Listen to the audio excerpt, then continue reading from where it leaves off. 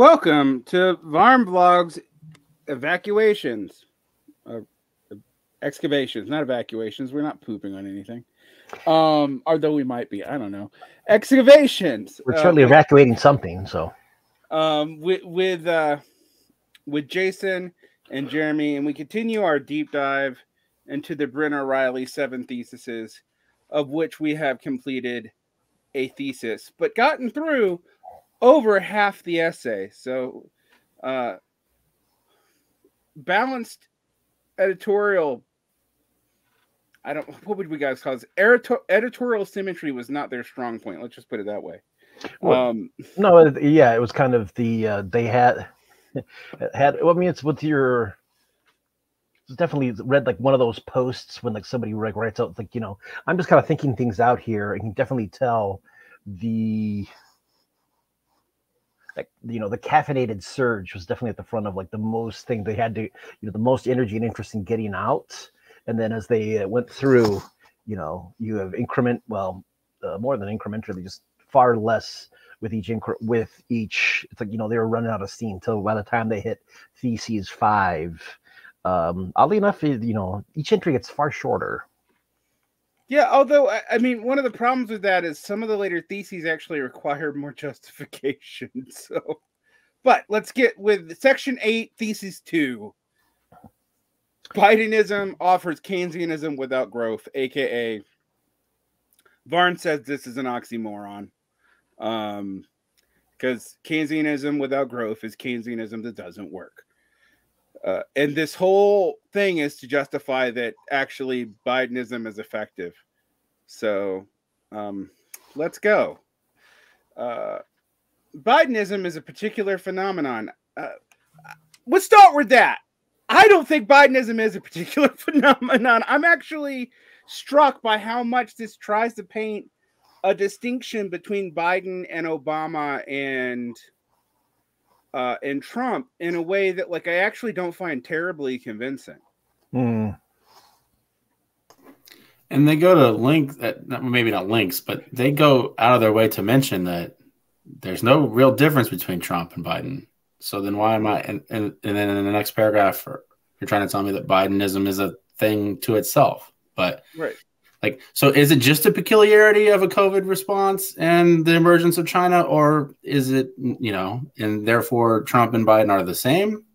Yeah. Only one's overtly racist and one's implicitly racist, or are they actually different and Bidenism is a thing? I'm not sure. I mean, they're trying to tell me the latter, but as you said, I don't come away from this convinced, but. Yeah, there's a line in the middle of that paragraph itself. By contrast, the post-2020 expansionary policy has no such basis. It is largely a fortuitous response to the COVID pandemic and perhaps also to the rivalry with China.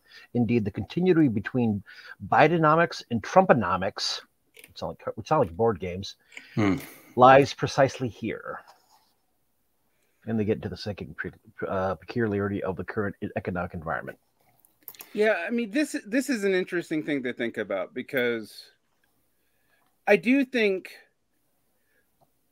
we're all dealing with post-2007 economic policies, which get further and further from the Bush-Clinton-Bush organization. And again, we already talked about how they just like skip neoliberalism and then they skip that period and like...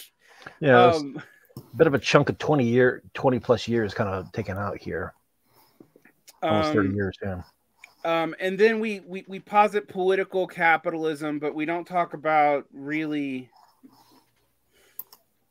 I think what that's avoiding when we talk about this is that there's a fundamental way in which these periodizations of capital, which Marxists didn't come up with, admittedly, they were kind of come up with by different institutional schools. Because remember, Marxist, if you're a very orthodox Leninist, for example, you think the last stage of capitalism was imperialism because Lenin said so in a pamphlet in 1917, and thus you have to maintain that forever, even though that the economic conditions described in that pamphlet haven't been true for since World War II. But there is a real sense in which, like, we've been kind of struggling with this, going all the way back to people theorizing monopoly capital in the 50s and 60s, right? Like that's a fundamental shift, and we forget why that was brought up. We went into this yesterday about the post-war boom, but part of the whole monopoly capital thesis was like the contradictions of capitalism had been resolved, and that's because everyone in the Soviet Union and a lot of people in the States were predicting that there would be an imminent recession and collapse in the middle of the 1950s, and that didn't happen. You had the post-war boom, which goes on well into the late 60s, right? And then everything, we talked about how that happened. Well, we get to this, I'm like, okay, let's actually like talk about the specifics here, because one of the advantages of once we get to these points is at least we know that Brenner and Riley are now giving us a lot more concrete things, and this doesn't feel like it's strategically designed to avoid every single controversy on the left. Like this isn't doing that anymore. So let's look at what they actually give examples. The draft Build Back Better legislation passed by the Democratic-controlled House in September 2021 was based, like its predecessors, on the largesse distributed through political means to capital. Okay, this is kind of what I think they're getting at, political capitalism. But again, this isn't new. At $2.2 trillion, it only rivaled the CARES Act in size, but would have introduced new moves, however limited, towards universal health insurance, paid family leave, subsidized child care, and early childhood education. Did it actually introduce new moves towards universal health care? That I don't remember. Is this, I'm kind of curious, does this mean, is this waving at the expansion, what is it, like the Cobra subsidies or expansions or something? Yes, like that? I think that's what it's, I think they're saying that the Cobra subsidies is a move towards universal health care, and I find that to be like a joke assertion. Right, which is, although I personally was unemployed at this time and already on Cobra and wound up benefiting from this program. So it's a weird bit of timing for my own life and how that happened. Look, Cobra sucks, and it vaguely didn't suck quite as much during that time period. And I'm not saying that stuff doesn't matter, but I'm saying that that's a move towards universal health insurance is a big fucking claim. We're getting near the it's socialism if the government does it. Well, careful now. We're gonna out ourselves as the members of the left from Thesis 4 that need to let go of our illusions about Biden not passing bold legislation, right? When we get to Thesis 4, that's when I'm like, I don't even understand what you're arguing, because you basically also argued that Bidenism is substantively contiguous with Trumpism. Yeah. Which also, I've been like rolling over my head the meaning of that. If we've been calling Trumpism fascism and people really want to insist on that for forever, that means the Biden continuation of policies of fascism really needs to be recognized. Yeah, the whole border and immigration thing. I was gonna say his border policy sure as hell is, yeah. His TikTok policies is too, frankly. Yeah. Well, if you go into that bill a little further, which even all the liberals are starting to realize, it's not a TikTok ban. It's I can tap into your PC camera anytime I want kind of legislation at its core, really. But that's probably a whole other episode. It finishes the Patriot Act, allows them to ban anything they want to from a foreign country or anything that has significant foreign investment. There are some scaremongering coming out from libertarians about that like it's gonna go after Bitcoin. Well, like I don't care about that anyway. I mean, reality's going after Bitcoin. Let's not mince words. No, not my blockchains. But there is also some ways in which it like removes FOIA requests for most things. Mm-hmm. It's in there. It's actually interesting because it does what Trump wanted, but it's actually way, way more aggressive. And it kind of, any pretending that they weren't back on Patriot Act level bipartisanship, that's over, so I know holding Brenner and Riley accountable for not knowing that is bullshitty, but it's just like, oh, we couldn't get anything through the Democratic Congress, but now you guys are passing bipartisan like security bills that are fundamentally undoing multiple sections of multiple amendments if you actually take the most expansive reading of the law. So I had a lawyer friend said it endangers all but Amendment 5, 7, and 10. Like, it even affects like gun laws. I was like, wow, I didn't even think about that. Yeah, but popularize that a little bit. Yeah. To be fair, liberals are catching on late. A lot of the like not super partisan conservatives actually were on it earlier. They're on it for bad reasons, but they are on it. Yeah. But anyway, back to this. What I do think we should say though that there was some significant attempts was subsidizing early childhood education, expanding CARES work, but they dropped that so fucking fast. Like they didn't fight for that at all. And so like for me to hear that was a huge part of the Biden agenda when Biden was willing to cave on that on a lot of that stuff pretty much immediately is weird. But anyway.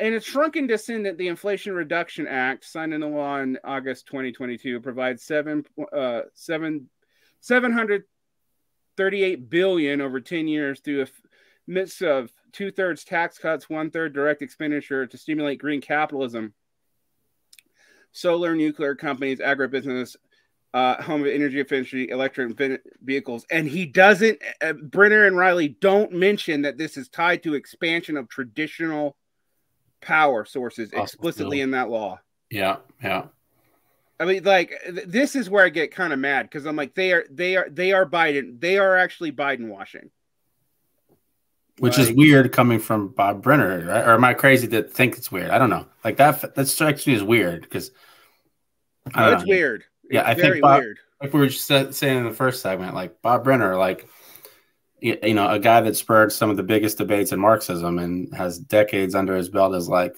known and trusted Marxist, you know. And he's like, hey, this Biden guy's doing some bold shit. I'm like, is he really? Is he, Bob? I mean, we've heard this from other people that used to have politics were more antagonistic towards standard Democrats.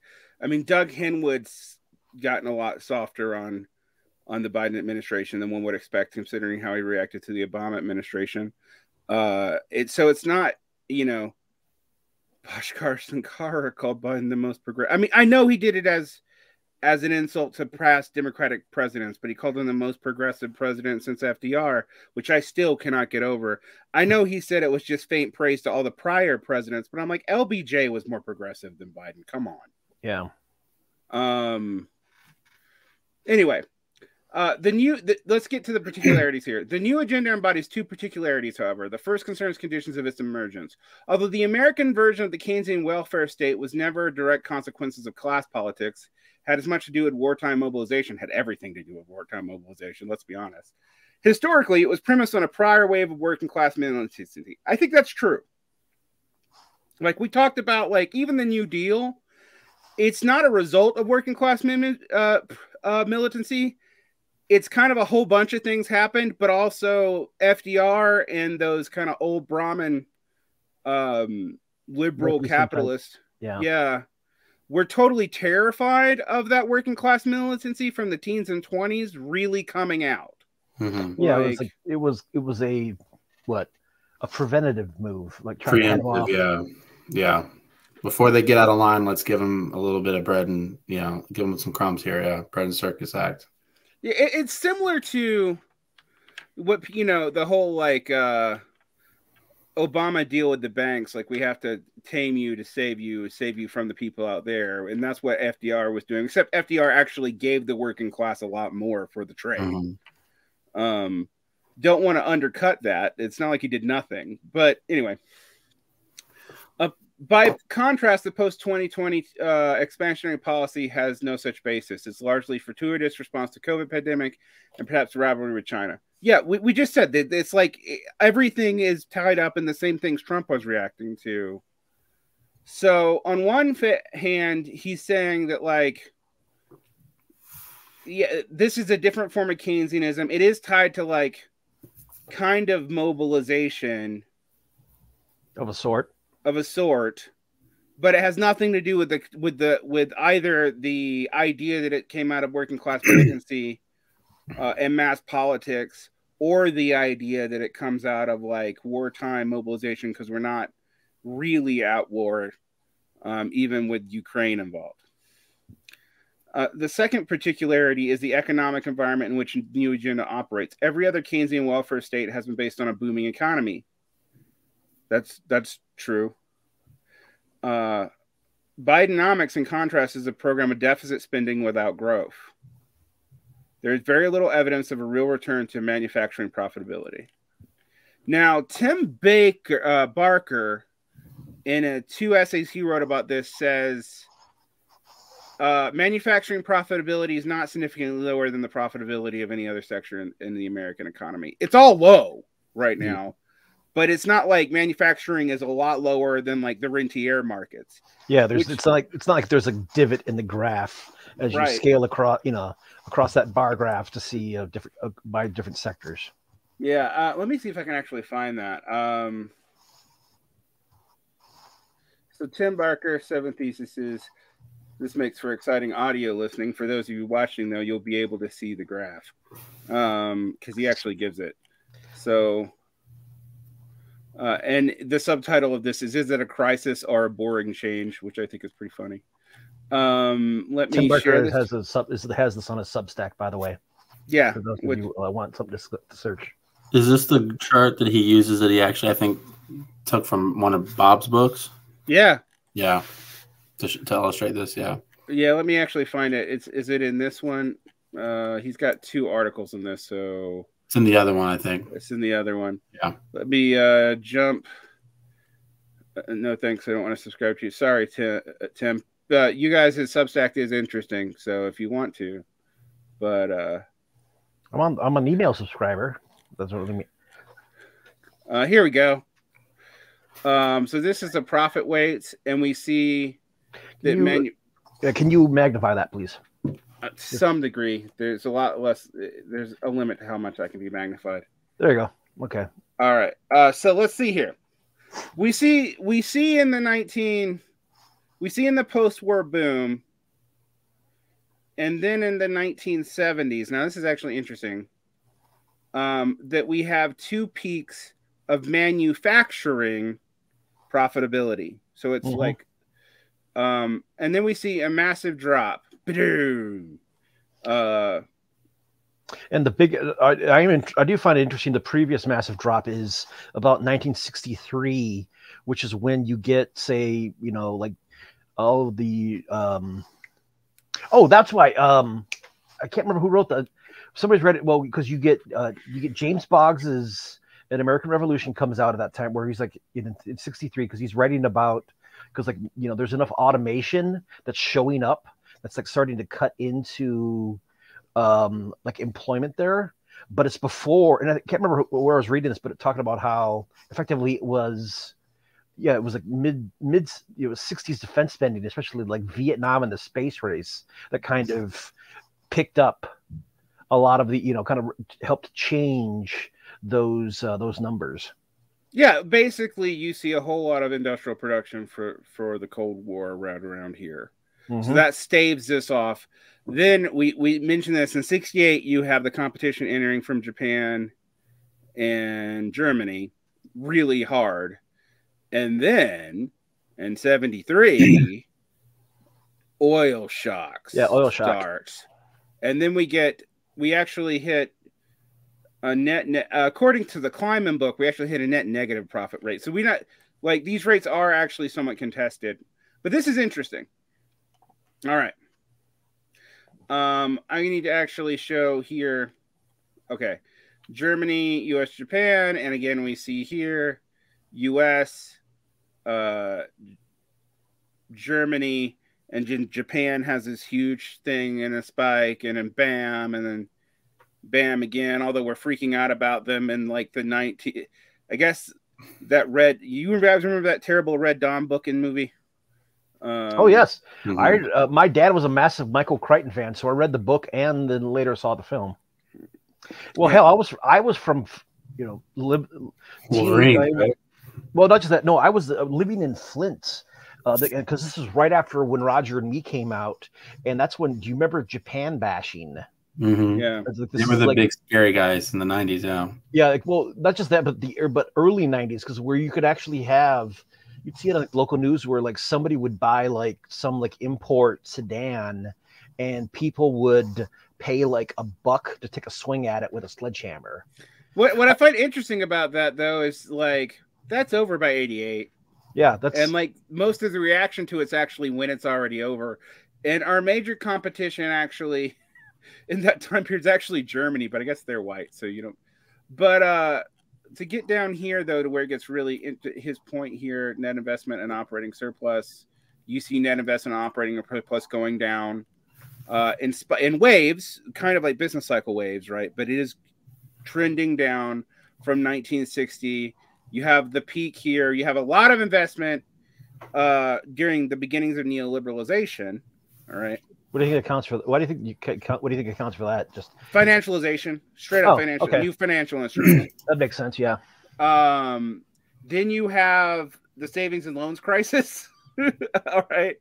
Then you have, the long 80s. And the 83 recession too. Right. Well, 83 recessions, that's peak here. All right. And then but even after you recover from the recession, don't think about this in those terms. You still see a decline in reinvestment, right? It picks up in the 90s. And this is something, a lot of people like 90s is the best economy America ever had. That's weird because it's kind of not true. But I guess it's true in terms of like absolute numbers, but not in relative numbers. It was the the Super Bowl brought to you by Pets.com. Yeah. And you see a steady reinvestment, and then the dot-com bubble burst, and 9/11 happens. Bam! Right when I graduated university, that's when I graduated high school. Yeah, I remember that. Reinvestments. Me too. Bad reinvestments, because all this apparently was all shady ass debt reinvesting, and then bam again.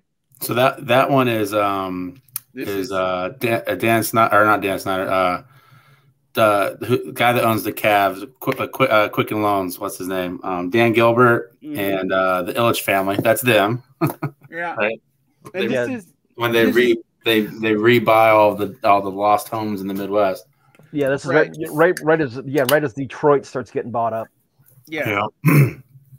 Then you see an uptick around the middle of Obama's first administration. This is the slow recovery. All right. And then there's reinvestment there, but a lot of this is the stock buybacks. All right. Now I find it interesting we don't go into the current time period. But basically what this illustrates is like, particularly when you see manufacturing pulled out. Let's look at this right here. Manufacturing is actually, even in the 90s, not particularly, like, that's a weird spike, okay? And then these are weird spikes. But in general, manufacturing is not significantly lower than non-manufacturing net profit rates. Now, there's a lot of financial shenanigans going on in here, but what this says is actually the idea that let me get out of there. The idea that it's just manufacturing profit rates being low, it cannot be explanatory for why we're not seeing reinvestment in manufacturing. Now, I do think I personally also think manufacturing profit rates are low, but it's because like most non-weird financial instrument rates of return are low, right? Yeah. So it's like service, like, for example, if you ever worked in a service, the profit rates are even shittier than manufacturing. Like, it's usually like 1 or 2%. I mean, it's rate of restaurant failure. Yeah. Yeah.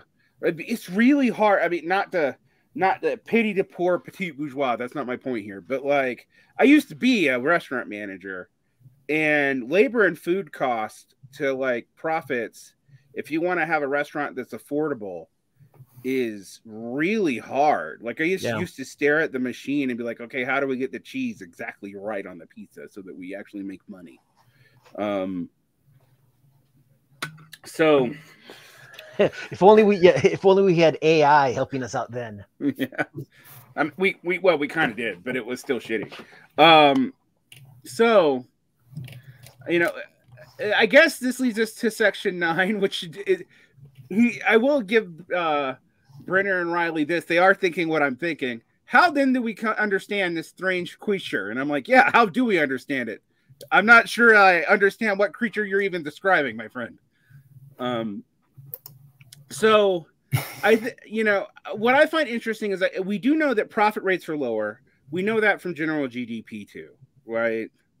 I know that somehow that's a controversial statement on the left, both between Marxist and MMTers, but rates of return are low because profit rates have been low, and productivity has been low, which also shows that profit rates have been low.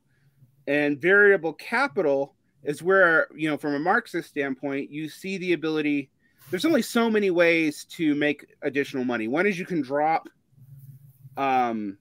socially necessary labor time by automation, but eventually the automation is going to be a constant cost.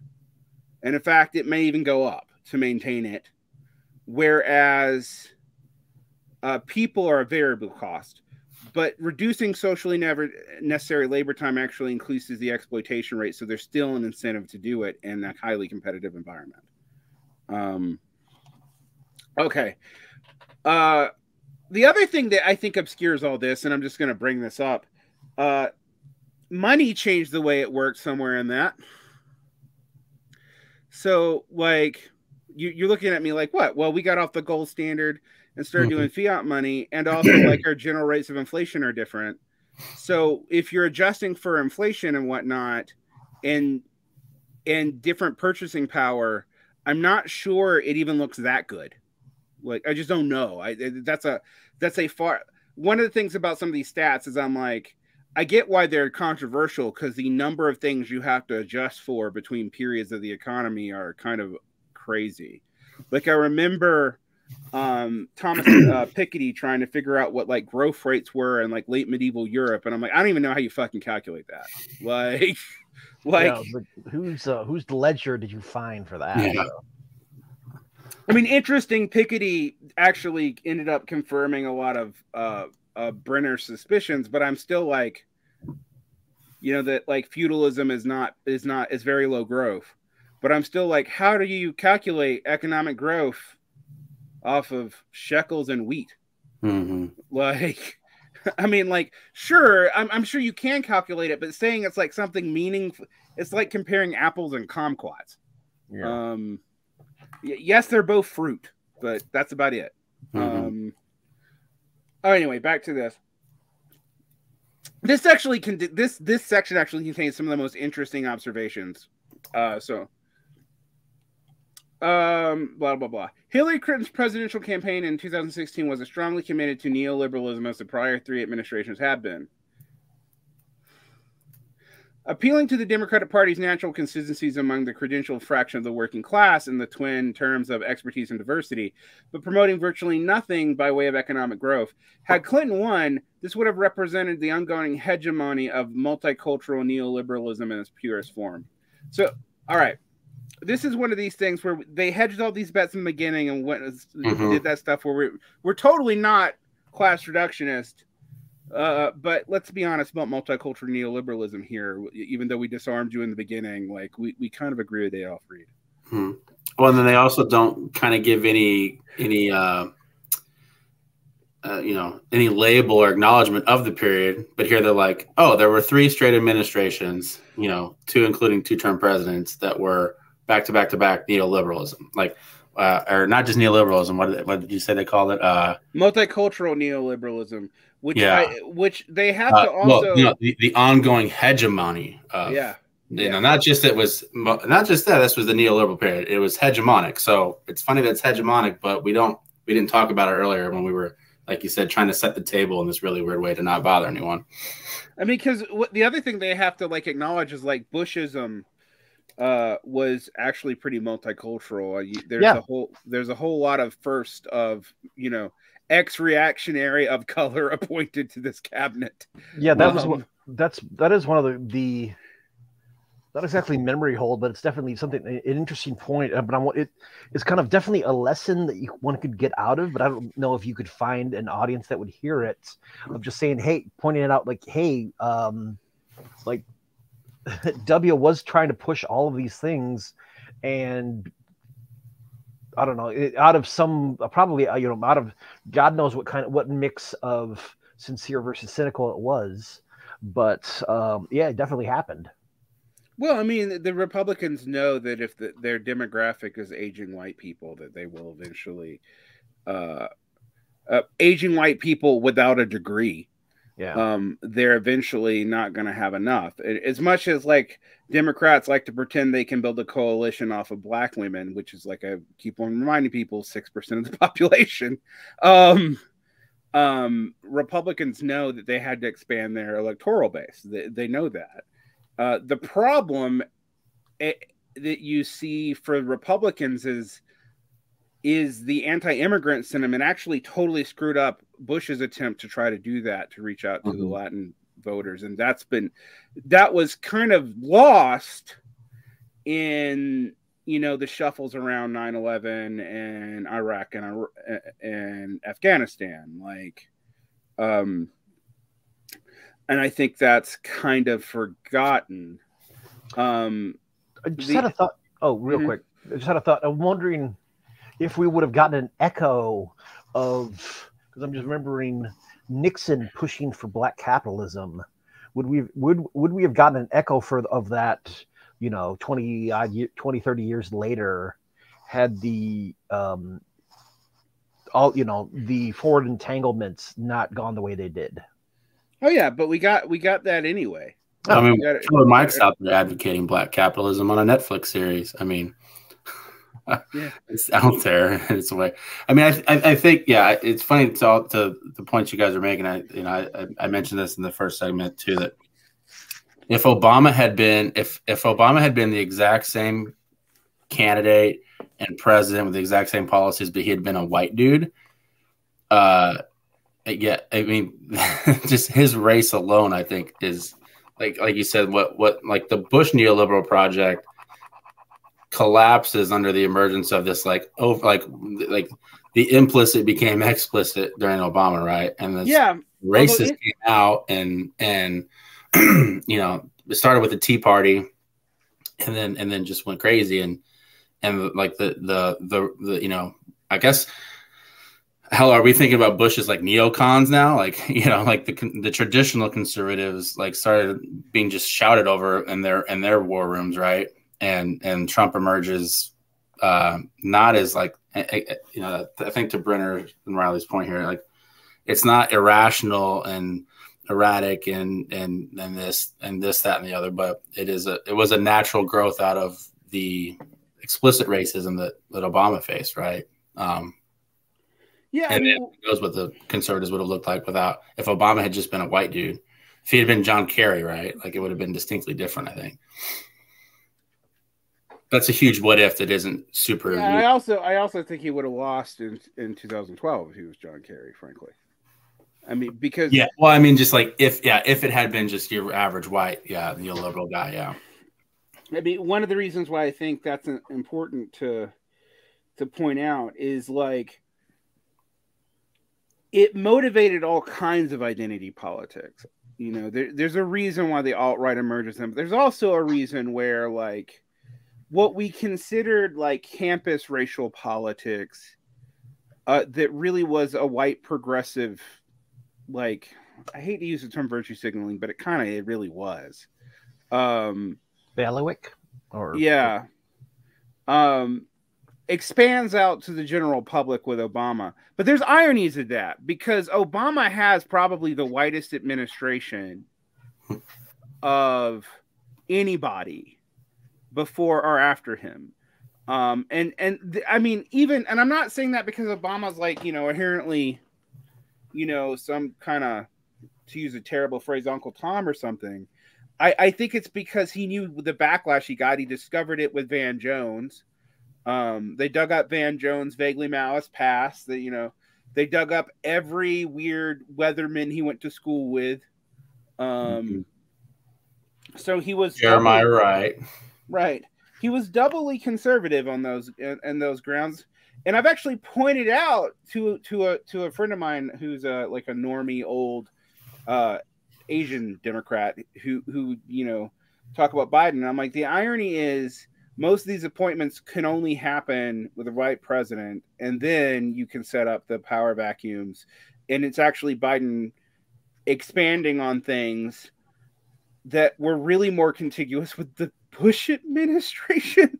So it's something to see, because a lot of the people also that you see in regards to this, and again, they don't want to talk about, but like Biden pushing to not just have, the black part of his electorate become the people who dominate the Democratic primaries by moving it to South Carolina, right?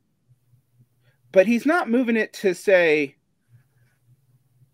Michigan or Illinois, where Detroit or Chicago would dominate, where you have a more progressive black population. He's moving it to the most conservative part of the black voter base in South Carolina that he could get away with. I mean, and I think that's not just because of, that's partly multicultural post neoliberalism, but it's also partly because Biden realizes that they want to put a nail in the coffin of this, of like the progressives, and the Social Democrats pretty thoroughly.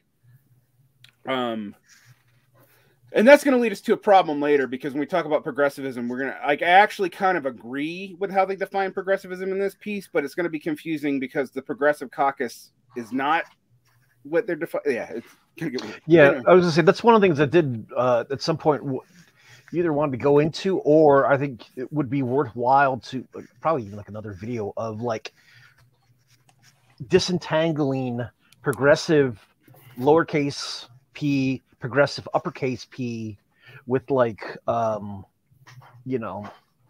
even like left, because it's always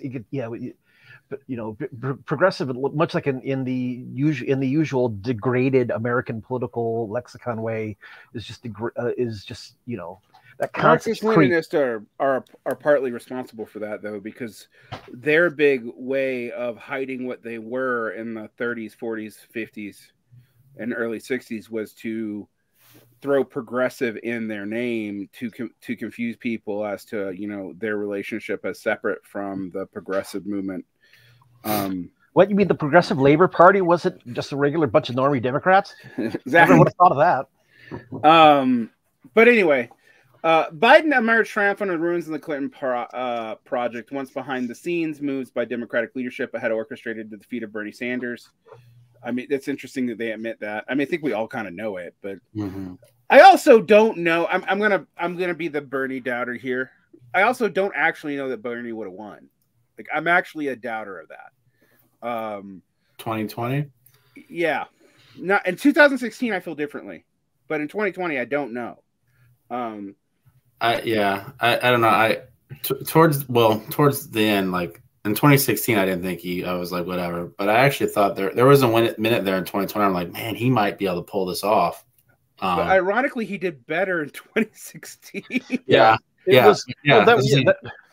wasn't with it in 16. I was more the pessimist then, and then my optimism changed opposite what the data was showing. But yeah, my own particular history being, I was one of the members of like those huge crowds in like the summer of 2015 when like he came on as like it's kind of like dipping his toe a little bit when he did like that Pac Northwest swing, and he came to Portland and there was like 20,000 people there to get into that, and then 4 years later but yeah, you talk about it. You know, there was that moment. The moment was Nevada, because Nevada was the point, especially where hell, I went with a bunch of folks. We in like an effectively a church van, and we drove to Reno to help canvass and help with the caucuses there. And it was a thing where we left. We were on the campus of the University of Nevada, Reno. They do just what caucus observers. We leave the campus. We're driving to the restaurant for lunch, and they called the state before we even got to the restaurant. And so like holy shit. And then that was then you're getting like, what's his face? Chris Matthews is the one, freaking out on the, in real time on the air, in a way that he kind of got removed from MSNBC for a while. Anyway. Yeah, I think look, it's hard to know how to feel about the Bernie 2020 campaign still, because we also are blinded by hindsight.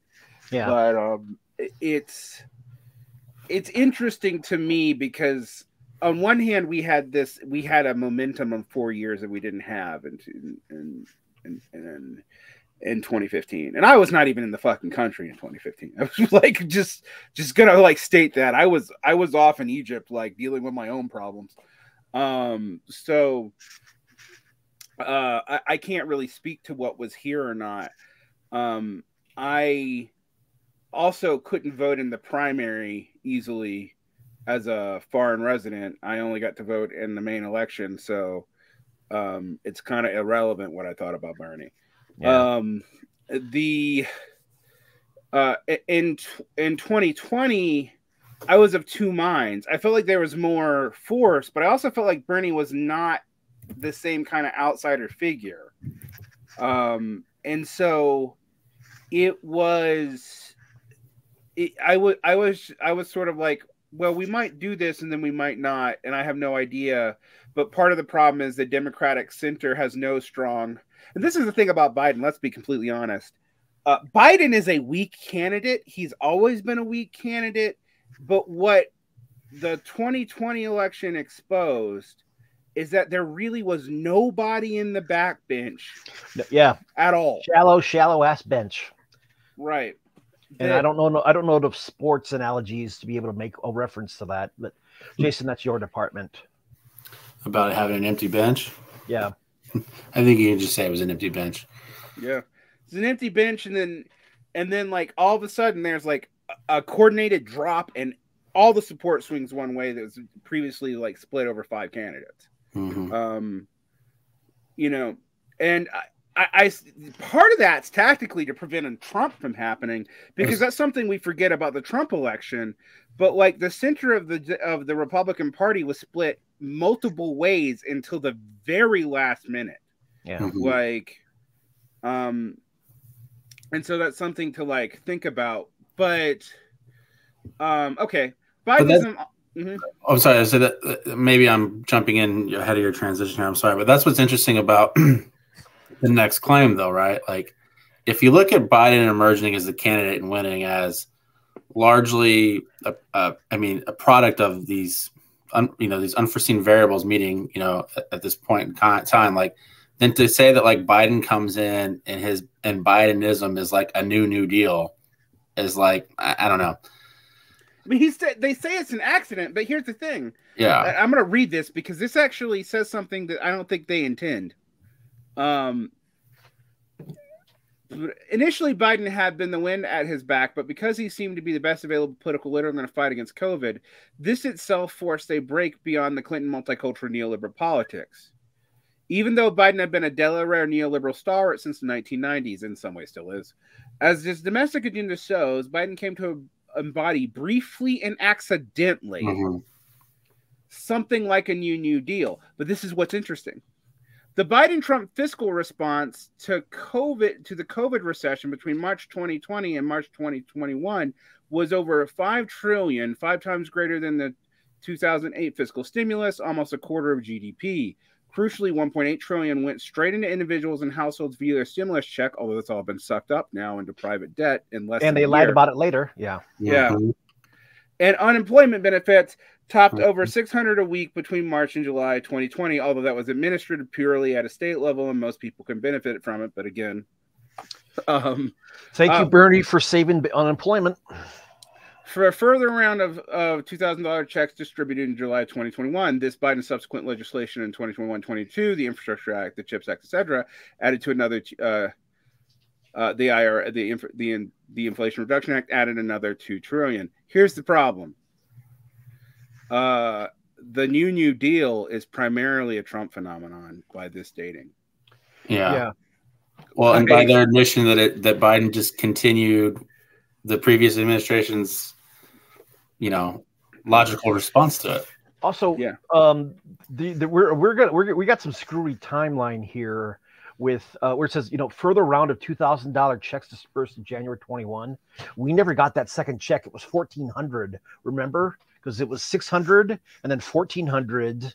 And then they're like, why? It's, both checks together. That lands up to 2,000. So we sent you $2,000 checks, if you remember that point. Yeah, no, this actually because revises of the Georgia Senate the Georgia Senate runoffs. Right.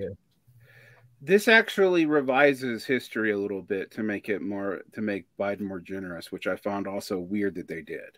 Mm-hmm. What? Robert Brenner's a revisionist? Holy shit.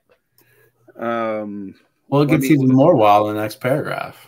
Right. In a strange way, then, the COVID represented a functional equivalent of sort of class politics that helped generate the New Deal and the Great Society policy packages. What the fuck?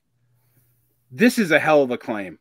Yeah. This is the claim, like the claim about the earned income tax credit thing that people were making. Like, it was the biggest poverty reducing thing since forever.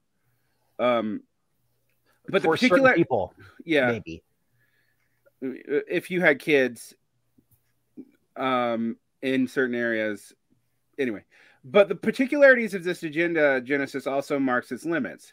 For although the Biden administration, which had taken care to flatter and incorporate willing Sandinistas, although not Sanders himself, yes, they did, put forward policies that were objectively pro-worker, this was all done sotto voce, within the constraints imposed by a complete renunciation of any attempt to redistribute profits. The fate of the Biden experiment was also determined by prevailing economic conditions. The pursuit of a quasi-New Deal fiscal program without the requisite capitalist growth had predictably contributed to rising inflation. Oh, that's going to piss him 2 years off. We actually don't know what it caused rising inflation. I actually think QE more than any of this did. QE and PPP loans. Because what happened is those asset bubbles burst when the supply lines broke down. And people started distrusting the market and started trying to invest in other things like housing. And you saw housing skyrocketing from investment buyers. Why would they do that? Because they started thinking that the QE supporting of the market was gonna, when it stopped, the market was gonna fall apart, which it hasn't, but it did take a really big hit, followed by food and fuel spikes of the Ukraine war. I think that's fair. That is caused by the Ukraine war, partially. I mean, it's also caused by climate change conditions and bad crops, but because we've also had uniquely bad crops the last 3 years too. In turn, the cost of living crisis discredited Biden domestically. Thus, the paradox of Bidenomics, a relatively pro-worker policy package that led to deep unpopularity with a midterm disapproval rating on par with Trump's. However, when you actually look at that, it breaks down on what they said about education pretty thoroughly. So I don't see, they actually contradict some of their own claims, kind of. I was gonna say relatively they're doing a lot of work. So we have Biden gave us a new deal because Trump gave us a new deal too, but Trump can't own that. I think this we haven't got to that, but that part of this is one of the things I found in this essay that was actually insightful that I hadn't heard anyone else bring up. Yeah, that's the end from the previous. Last sentence of the previous paragraph. His administration could legitimately claim some credit for the extraordinary rapid development of effective vaccines, but as Trump himself discovered, this could seriously alienate the MAGA base. So I don't think it just, like, the vaccines wasn't just alienating the MAGA base. The MAGA base had people who were populist, who believed in kind of government reform. I had conservatives who were really hoping that Biden would be more generous on, like, student loan reform and stuff, and talking to me. But you know, which also Republicans only came out against, hard after Biden did it, but Trump had floated that kind of crap around too. Oh yeah.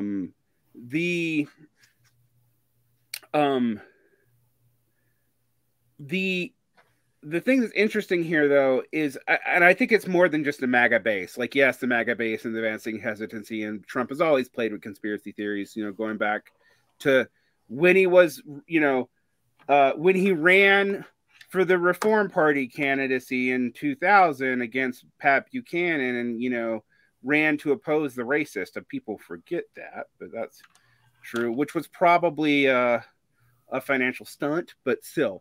I still remember Pat. In fact, you can still find Pat Buchanan's campaign ads that ran during Monday Night Raw and Nitro are still on, or they're still on YouTube. There was anyway. Sorry, I was a massive pro wrestling fan again back then, and I just remember seeing those like campaign ads are in Raw. What the hell? Anyway. Yeah. Funnily enough, I was a Reform Party guy in the early aughts, but I couldn't vote for either Trump or Pat Buchanan. So every time I hear Pat Buchanan, I just think of Ali G. So yeah. I don't even go to real historical importance or connections to Pat Buchanan. I just hear Ali G making fun, doing his undercover bit with him. So what's interesting is, and again, so they talk about the difference between Biden and Trump, that Biden could own some of these policies, but Trump had to concoct this weird, crazy thing to appeal to the MAGA base and to appeal to some of the free marketers that are still in the Republican coalition who'll tolerate tariffs, but they're not tolerating massive government spending programs, right? So to keep them together, Trump had to posit this incoherent jibbity juke while he was actually doing. Frankly, I remember Biden's opening plan, we're going to get the schools back open, we're going to distribute vaccines, and I'm like, that's literally what Trump was saying. So the only thing that Biden added was that we're going to do it with science. Yeah. Right. That was the thing. We're going to listen to the scientists when we do it, where Trump was just saying, we're going to do it. And Biden's like, we're going to do it by listening to the scientists. And everybody's like, oh, well, if we're going to listen to scientists, then let's do it. Yeah, that actually... The fucking presentation of the data changed overnight, right? Because... Well, yeah, and also that kind of... We talked about, mentioned this earlier, but also it rhymed with the beginning of the Obama administration, talking about how, we're going to run the war smartly or something like that, or capably, rather than 6 years of them screwing off. Yeah, because I actually find that some of the statements about how different this is from Obama is a little bit overstated. But the other thing that I find just interesting here is how much they're going out of their way to not say that Biden and Trump are far more continuous and that they're both actually kind of different, because that would really offend not just liberal sensibilities. I mean, anti-Trumpism was key to a whole lot of the left growth from 2016 to 2020, whether we like it or not. The saying that basically substantively that your harm reduction candidate basically has the same policies as Putin's stooge or whatever is not going to go over well with a whole lot of people who have been throwing the F word around for a long time. Yeah. And I think that's kind of a big fucking deal to not deal with, because this argument actually, if you take out the framing, what they're saying is COVID made everybody temporarily do a New Deal. Both presidents did it. Their response to how they framed it was entirely different. And the framing undid Trump because he had to lean into some of the craziest elements of his base. That's what they're arguing, right? Right. And in fact, they even further spell that out later in talking about the two parties, their messaging. All right, so we got to thesis 3. This one I find interesting because Matt Carper's response was yeah, I didn't say it actually was an adequate framework for understanding contemporary politics. I said it described contemporary politics. He said it much more nicely than that, but that's what he said. Like he's like, I never said that it was the explanation. I said that it was like the results that was driving it. Like, there's got to be yet another explanation for class de-alignment, right? Because the other thing is, like, they say class de-alignment is inadequate, but let's get into this. Thesis 3. Mm-hmm. Oh, I was going to say real quick, at some point, can you define class de-alignment just for the listening audience? Class de-alignment is the idea that, like, class politics de-align from the party system in the late 20th century, starting in the 1970s, basically through neoliberalism, because of divisions in education, etc. So, like, there was no longer like a common working class goal, and that no longer manifested in like being aligned to one party or another in a clear way, right? And Karp writes very well about this. Matt Karp, who, you know, they say is the best, it's the most sophisticated and informed version of this. But Karp basically, go ahead. I was just saying, just being a smart ass, that Ivy League socialist knows how to write, man. Yeah. But Karp, you know, I like Karp's response, but Karp's response is, I didn't say it was like the it by itself does not actually, like, doesn't display why it happens, right? Like, basically is his response. Like, you're not saying, and what's interesting is they're not saying class de-alignment didn't happen. They're saying that, like, it's not an explanation in and of itself. And like, I think Matt Karp's response was a very polite and very well written duh. Yeah. He's not going to come out and say, well, no shit. So he probably texted them, no shit, Sherlock, but then wrote it really politely for the review, right? Yeah. I mean, you know, it's anyway, the class de-alignment analysis undergirds a politics that would seek to repolarize the population in terms of class, which, so the thinking goes, was the basis of reformism in its New Deal and Great Society manifestations. Okay, so now we're giving LBJ Planet again. A disposition both overemphasizes the class character of American politics prior to the collapse of the New Deal coalition. I actually think that this statement is correct, but I'm going to have to go into why. Like, so this is their argument with Karp. It's not what Karp's describing is wrong. It's that the implications of the way he's describing it leads to bad conclusions. That's what they're saying. Because there's never been class politics in America, according to Brenner. Well, at least not since the 1920s. So they don't deal with, like, they just don't talk about, like, class politics before 1920. Like, we're not dealing with that. Because I think that's also undeniable. There was class politics in America before 1920. There absolutely was. The Socialist Party was fucking huge. Like, there's also racial politics. They existed simultaneously. This underemphasizes robustly material, but quite obviously non-class basis in the current period. To reiterate, reformism are welfare state policies in the U.S. and elsewhere. I love how they also kind of hinted this is larger than the U.S., but we're not going to deal with that. Were never the direct result of class insurgency. That's why I find it funny when they say and elsewhere. Like, where else? Like, everywhere but, like, I don't know, Soviet Union and China? What are you talking about here? Like, at least as important as wartime mobilization, which was not only lifted the U.S. out of the Great Depression, but also produced many of the era's most ambitious policies, the buildup of the Veterans Hospital System, for example, or the GI Bill. Furthermore, the continuation of comparatively minimal American welfare state found its key basis of support not so much in the working class as in the stratum of reformist officials that emerged from the rare and brief bouts of class politics mentioned above. The political project of this mid-century group of union officials and Democratic Party operatives was oriented towards ensuring the continuing profitability of American capitalism. That's absolutely true. Since they rightly saw profitability as a cornerstone of their own viability. This stratum, therefore, consistently sought to impose individualistic and collaborationist solutions on the workers. This is why they had to say the binary of class politics, so they can say there's no class politics.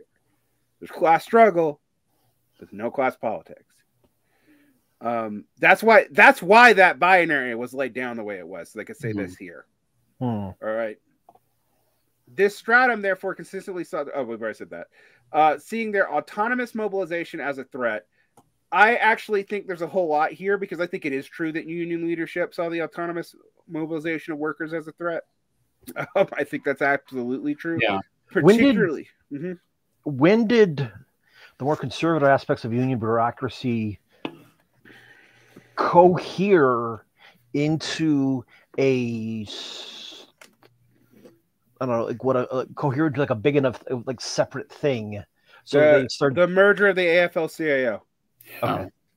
That's what did it. That was the start of it, at least. Which is like what, 53, 56? Yeah, but by 56 they have to purge the communists. They're demanded to purge the communists. Yeah.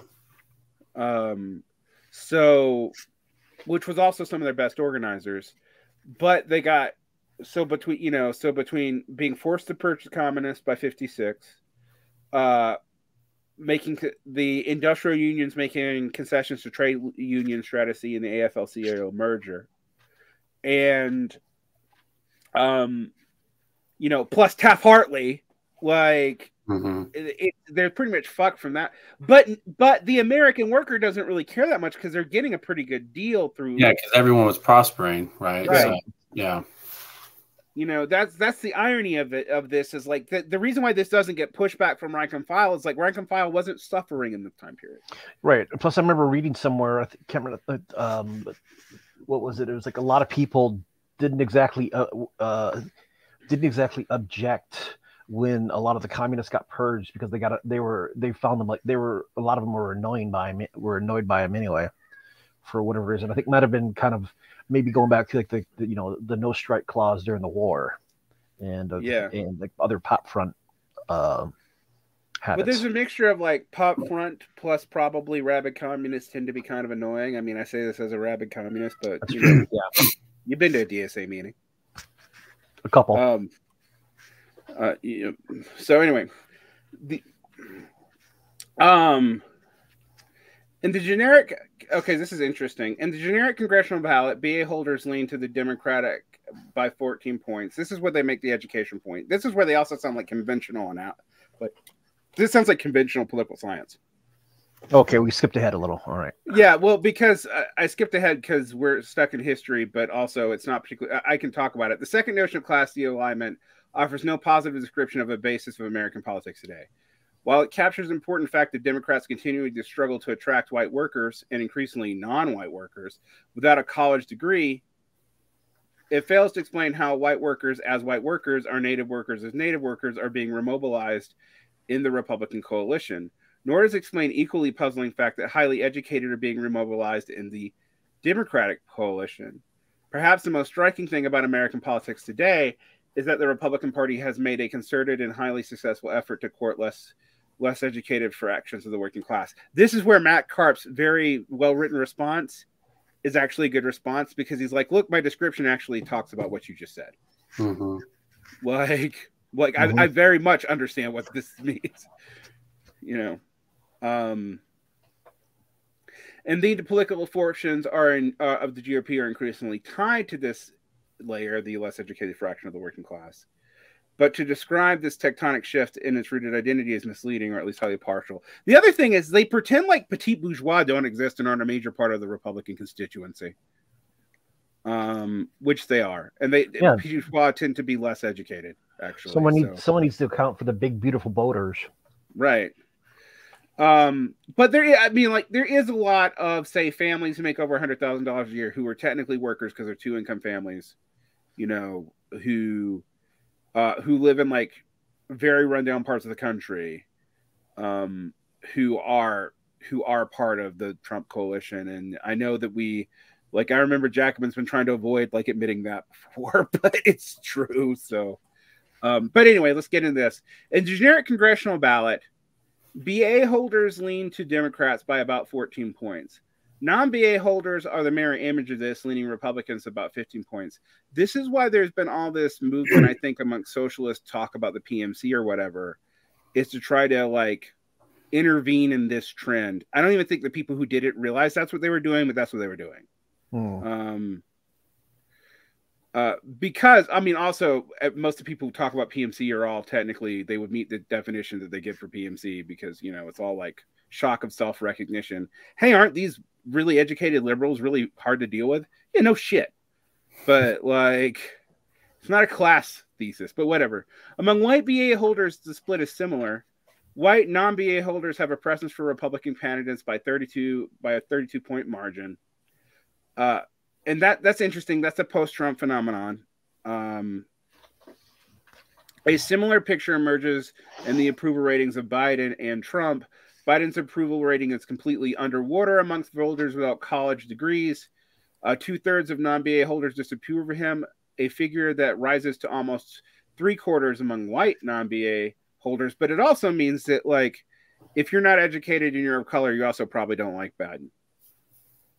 Right. And I can't argue with this. These are all like the stats as we have them. In contrast, BA holders' approval hovers around 50%. The patterns for Trump are inverse of this. Among BA holders, a whole Trump is underwater by 23 points, but among non-BA holders, he has a slight advantage. And this pattern is similar for white BA holders, where he's 25 points down, but among non-white BA holders, Trump has 14 points positive margin. I want to put a pin in that, though, and this actually makes it hard to explain one thing. Why did Democrats win amongst the under 100,000 set if their primary thing is BA holders, and BA holders is somehow like a equivalent to blackness and being shut out of the workforce? And the answer is youth. Yeah, it's youth. Like voters under 40, right? Voters under 40 don't necessarily see as many marked advantages for being to having a BA. So this is where, like, okay, this actually gets kind of complicated pretty quickly when you start throwing other vectors of the analysis back in. All right, they give tables for this. They walk you through all that, right? Because following the graphs is what they really want to, what they're really talking about, right? Is this shift of non-BA white workers going right. Right. I mean, that's the point, right? We don't have to talk about, like, your question you just asked. We don't really need to answer that question, because what we're just trying to illustrate is, look, this particular element of the working class has gone right, and that's what we're interested in. Although it is interesting because what it also implicates is that large sections of, like, black men who tend to be less educated than black women for historical reasons, those historical reasons mostly being over incarceration rates, and like the Latin population tends to be more. They also tend to be more likely to be petit bourgeois too, for reasons that are kind of obvious when you think about it. It's easier to open your own business and get a government job when you don't speak English as your first language. Those trends actually are going to be complicated for the Democrats, who on one hand want to do the whole multicultural representation thing, but they're actually of a demographic that is outside of very educated immigrants, largely white. And that's kind of an elephant in the room that they don't say, actually, interestingly. I mean, the irony was, like, what was the one demographic group that saw an increase of voters for Democrats in 2020? It was white men, but it was white men who held college degrees, right? Like, that's anyway. I'm just gonna read this. I'm gonna skip a whole lot of this because just walk through this. We don't have to read all of this. I've already gone through go for it. This is probably the most capricious. Okay, but the core of I'm going to read this. This is the last part of this, so I'm skipping a whole bunch of paragraphs. The same logic should be applied to the relatively highly educated workers who vote for Democrats. This is a step very few analysts take. That's funny. I think excuse me. I need to read the last line of the last paragraph for this to make sense. The point is simply that the policy preferences of non-college educated are understandable pragmatically without having to attribute to this group a fanaticism which it does not actually hold. The same logic should be applied to these relatively high educated who vote for Democrats. This is a step very few analysts take. They tend to instead to argue implausibly that the college educated are motivated by values rather than economic interest. I think this is clearly aimed directly at Catherine Liu.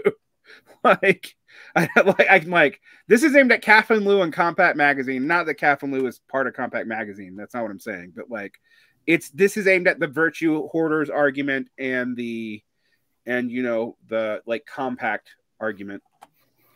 But the core values of these voters espouse chime relatively well with their material interests, which lie in the valuation of expertise. This is probably the most conspicuous in its embrace of science as an ideological value. I think this is actually kind of insightful and true.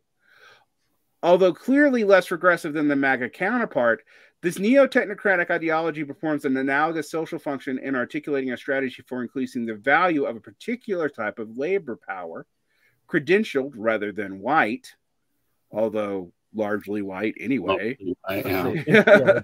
Not exactly the biggest distinction there, but that is widespread in the Democratic coalition. I mean, middle-class Black women are highly credentialed too.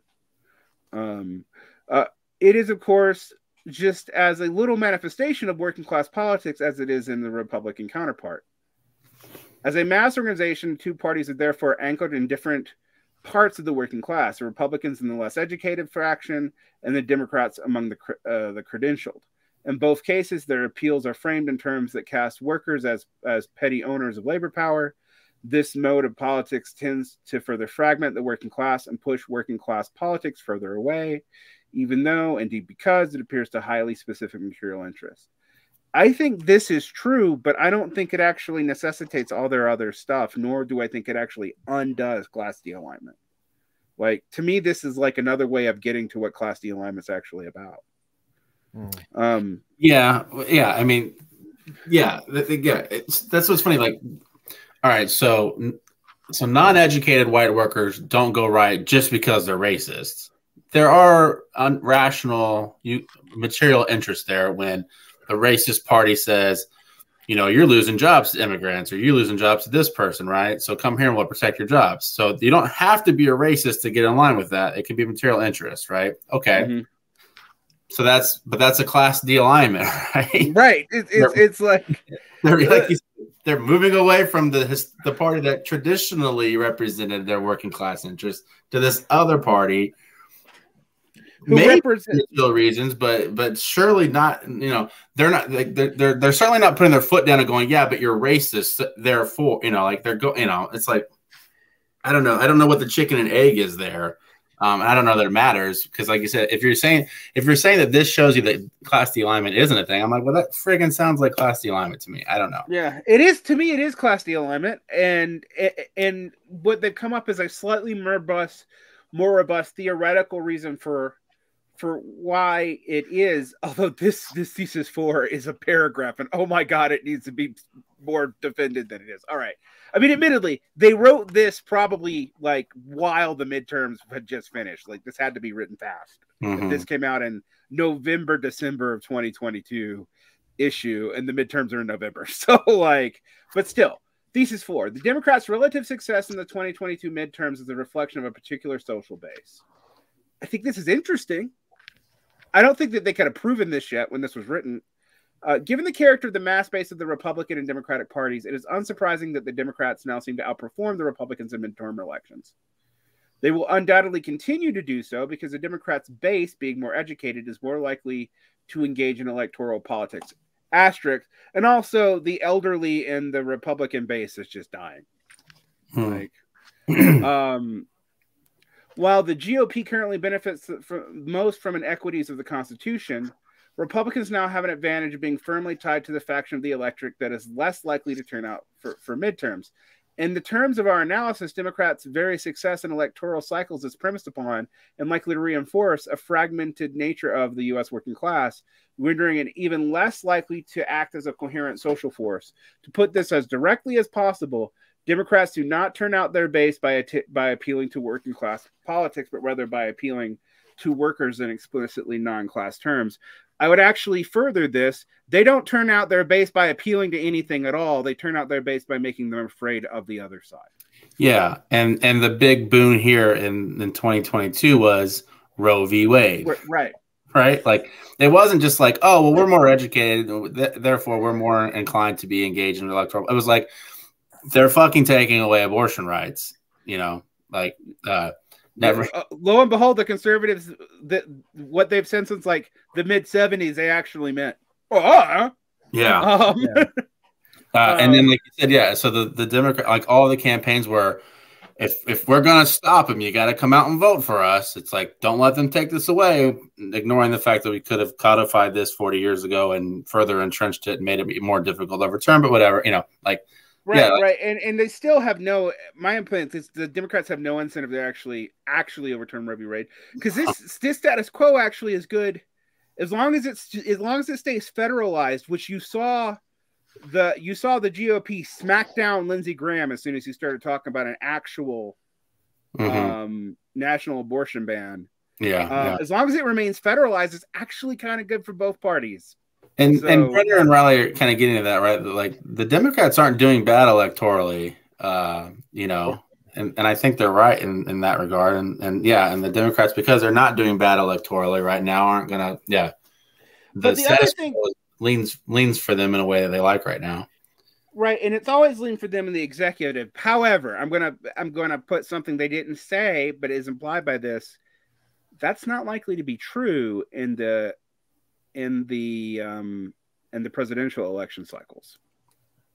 And like the next one, or just the next one, because if they're talking about the Democrats have an advantage because of the voter base that comes out in the midterms because they're more educated, and yes, they are also going to come out in the general. Yeah, but a whole lot of other people who don't come out in the midterms are going to come out in the general, and you don't know what they're going to do.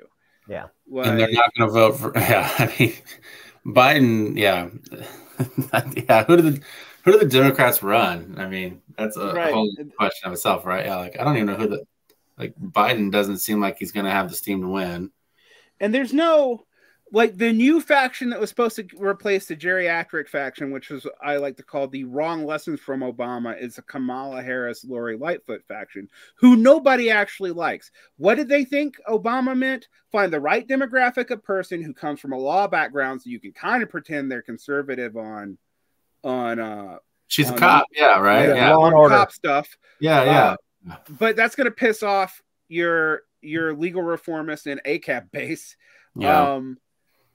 Also, they tend to not actually do anything in office at all that's progressive at all, which tends to piss off their progressive base, and they alienate conservative Democrats. So you see, like, Chicago, which is normally a city that a D shoe can win, actually throw a mayor out without that mayor going to prison. Imagine that. Yeah, which almost never happens. Mm-hmm. And Kamala Harris is, like, more unpopular than Dan Quayle. So that faction is not even popular with the demographics of people it's supposed to flatter. Like, so that hasn't worked. The Buttigieg faction appeals to a certain kind of relatively well-off, high-educated, actually, frankly, usually somewhat rich progressive, but nobody else, giving him transportation during this railroad breakdown has been real fun. Yeah. Another thing not mentioned is, like, our infrastructure still fucking falling apart. So I don't know. I guess that wasn't quite in the news cycle when they wrote this, but still. Yeah, I was just saying, at some point, I don't know if they mentioned slow cascading collapse anywhere in here. Of social infrastructure, yeah. The Democrats' major incoherence on, like, embracing radical police reform and then immediately running from it because crime went up in a lot of areas, and now they're trying to pretend that never happened. It's just kind of crazy to me. But anyway, it's therefore incorrect to present the Democrats as irrationally pursuing a non-class strategy. Oh, like, this is their thesis 5, excuse me. Thesis 5, American left is in the grip of 3 illusions about domestic politics. Let's actually figure out what they say these 3 illusions are. Well, right. can I before we get into it, I want to just point out and or ask you guys a question. Really, like I always kind of have to go through this thing in my mind when a conservative says the left, I know what they mean by that, right? Like it's everybody who's not a Republican. Yeah, Yeah. it means, for them it means out group. Yeah, but when Brenner and Riley say like these, the illusions of the left, I'm like, all right, well, who do you mean the left here? Because Carp, who you're kind of going at implicitly at some of these points, Carp will talk about the left and like Jacobin and include Democrats and progressive Democrats, right? Where I don't think of them as the left, right? I don't think anyone associated with the DNC is the left. I think you're barely center left. You know what I mean?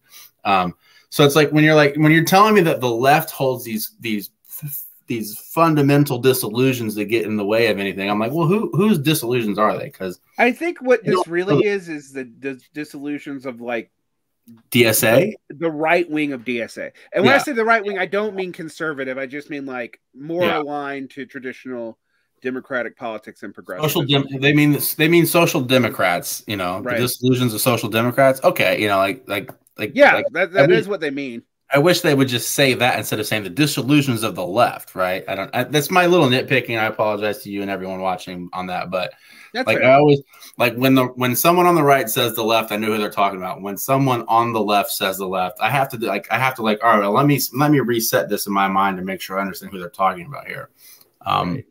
Well, because the left for the left is actually a weirdly floating signifier, because we also use it to talk about people we don't like. Oh my god, the left is being fucking stupid again. Of course, that's everyone but me. And then we use it to mean sometimes we use it to mean, oh, the real left, like the Marxist and maybe the anarchist when they're behaving. I've actually gotten to the point where when I talk about the lefts, I like just admit like it's a floating signifier. It's like the various trends we talk about on the left.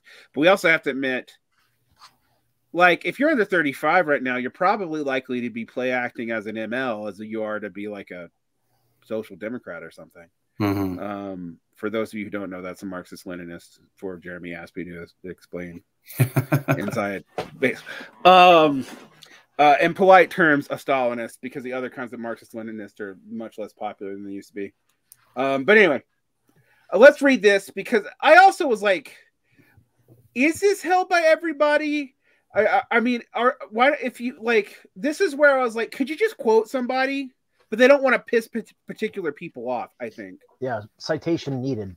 Right, but like, do you mean Bhaskar Sankara and Nathan Robinson? Because that's who I think you mean. But even there, I'm not sure Bhaskar and Nathan have the same delusions. Like, I say as I know them. I've just insulted them both on Twitter. I've met them both. They're nice folks when you talk to them. So. Yeah, a lot of people are nice folks when you talk to them. Sorry. This Jeremy's like, Derek, I know you use social democrat as a slur for everyone that you kind of disagree with, but I have other slurs, Jeremy. Anyway, the first notion is that the obvious path to electoral success is to appeal to the American working class in class terms. The Democrats have rarely done this, even and indeed especially in their New Deal heyday. This illusion relies implicitly on the prior misconception that the Democratic Party has been an electoral failure in recent years. No, I don't think that it does. I think it actually rose up a different misconception, and that is the Democratic Party has ever been a workers' party. I'm like, no, I don't think this illusion. I don't think why people believe this is actually from the illusion that you say. It's actually a different illusion. That the Democratic Party has been an electoral failure in recent years. Well, the thing is, between 1992 and 2022, the Democrats have been an electoral failure of massive scale at the state level, which they still are, actually. State and local, they just can't get it together. Yeah. There's still a basket case at the state and local level outside of their strongholds. And that they don't do well in the midterm of recent election, and only tend to do well like in the third term of an unpopular Republican, election, which is also true. Mm-hmm. Like, so I'm like, their whole like the Democrats have bucked this trend. I'm like, not really. At which level? Yeah. Well, they've always done well at the executive level. So, and the other contradiction in the same paragraph is that it starts by saying that the left needs to drop this illusion that electoral success relies on appealing to voters in class terms, and then they literally say the Democrats have never they've never done that. They've openly pursued a non-class. So it's like, well, then who's holding this illusion? Like, again, let's just like, who is the left? If you're saying that the Democrats as a party don't speak in class terms and they're winning, so what? DSA is? I mean, again, are we talking about DSA where DSA is like, oh, well, we need to be organizing the working class, to engage in electoral politics to take the Democratic Party left? Okay, well then just say that. Say DSA needs to get off. DSA say pre-2020 Chapo Trap House. Say Jacobin magazine, because that's who you mean. Like, you don't actually mean all Marxists, because not all Marxists have got this. This isn't as wide of an illusion on the broad left as I feel like they think it is. So it's like, if you're just talking about this part of the left, just say it. Like, don't say the left needs to get over this illusion. Say, hey, big tent, right? You guys over in that corner of the tent, you need to get over this idea. And just like you said early on, they went so far out of the way to not offend anyone. Well, then now just fucking have the guts to say it who you mean, right? Right. I mean, I guess we could say, we could agree that because the DSA became a clearinghouse of, and that's why I said the right of the DSA, because I do think it's the largest faction of the DSA, but there are lots of weird ass factions in the DSA, because for a long time, everyone got on this, like, well, if during between Bernie 1 and Bernie 2, everyone was like, okay, fine, we're all gonna, like, for once get over our shit. Mm-hmm. Like, almost all the American Trotskyist parties just became DSAers, even though they still do the same shit within the DSA itself. Yeah. Like, no comment.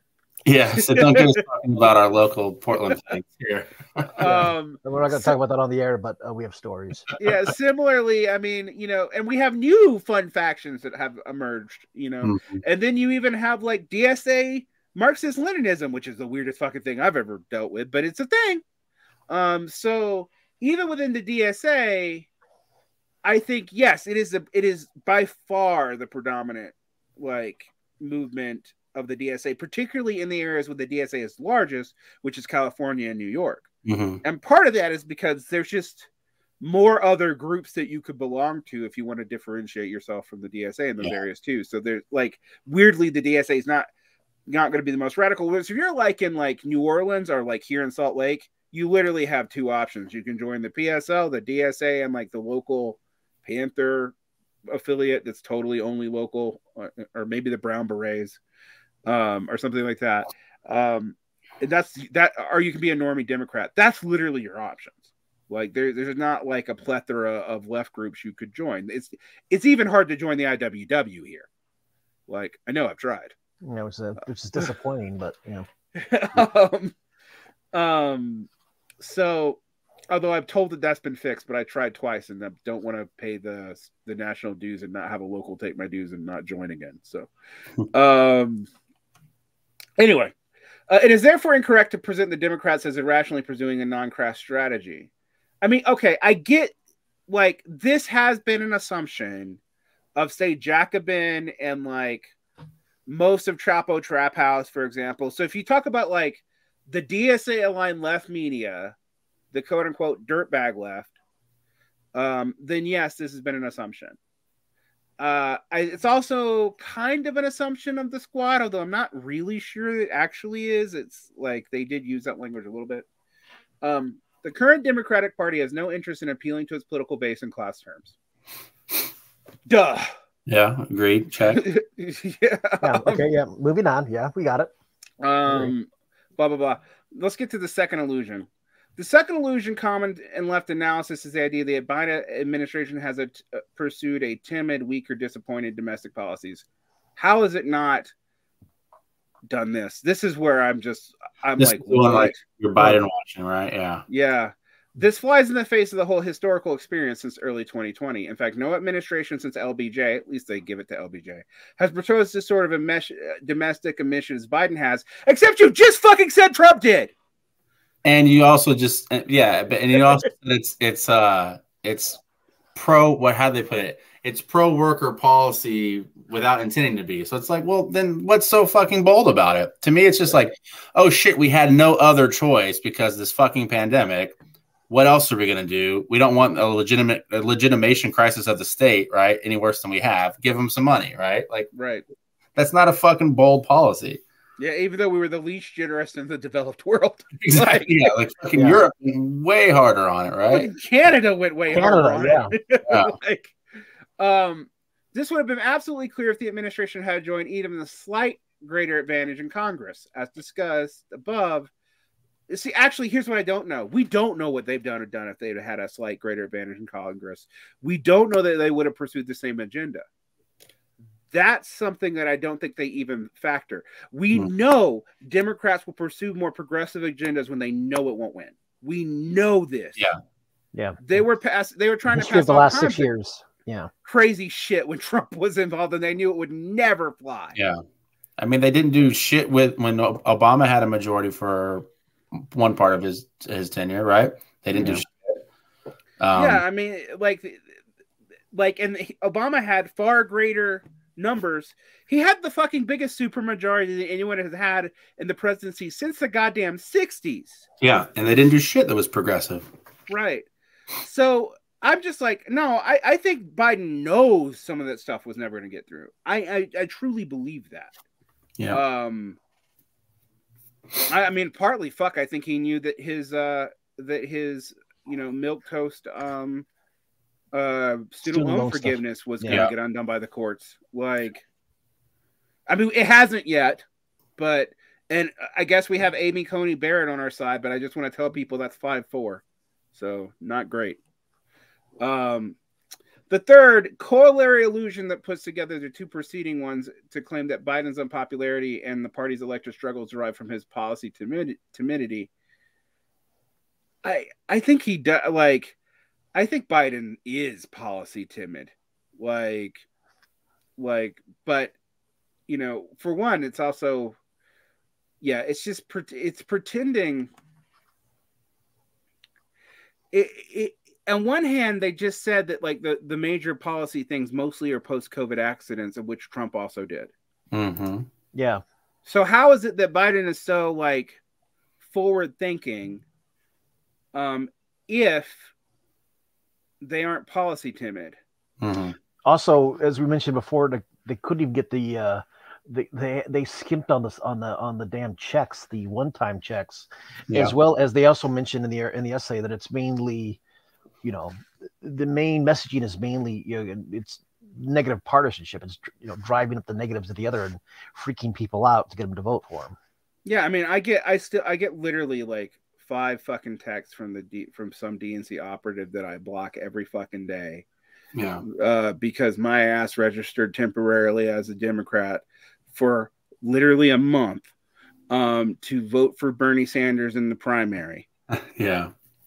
In Utah. And since that day, I have gotten not a single day where they have not tried to be, the Republicans are doing this, don't you, blah, blah, blah, blah. And I block them and it comes again. Yeah, the act, other groups, especially leftist groups, wanting to not really, let's just say, putting strict boundaries around how they use email lists. I've personally gotten in arguments with them, like, we don't want to. You got to be real careful about that shit, or things are gonna go act blue real quick, and you'll start pissing everybody else. Everyone will refuse to sign up for you if they're just gonna get on those mailing lists. And so DSAers, don't give your mailing list to Democrats. Anyway, Here's their bailout of him, right? That we don't see how progressive he is because we won't acknowledge that the political problems he faced derive from the constraints of political capitalism as a system of accumulation.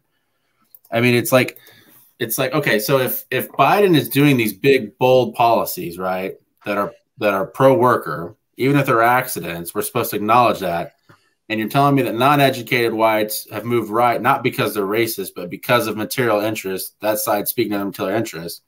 Well, if Biden is doing things to their material interest, yet he still has approval in the shitter, right? Like, so you're saying it's not a de-alignment, yet you're also saying, but here, you can't construct the hegemonic growth coalitions and bring that historical center back through bold policies because of not de-alignment but de-alignment. Like this is where I'm picturing like Charlie from It's Always Sunny in Philadelphia, like the gif where he's got the red yarn and he's doing this, like Pepe Sylvia. Yeah. They've drawn the lines all over the place here. I'm like, all right, like you had a shitty beginning, then you kind of started to make some clear points, and now you're contradicting some of those points, it seems to me. But well, yeah, here's the thing, like I think the first illusion is true for a certain faction of the DSA left, which is probably the largest representation of like the millennial left.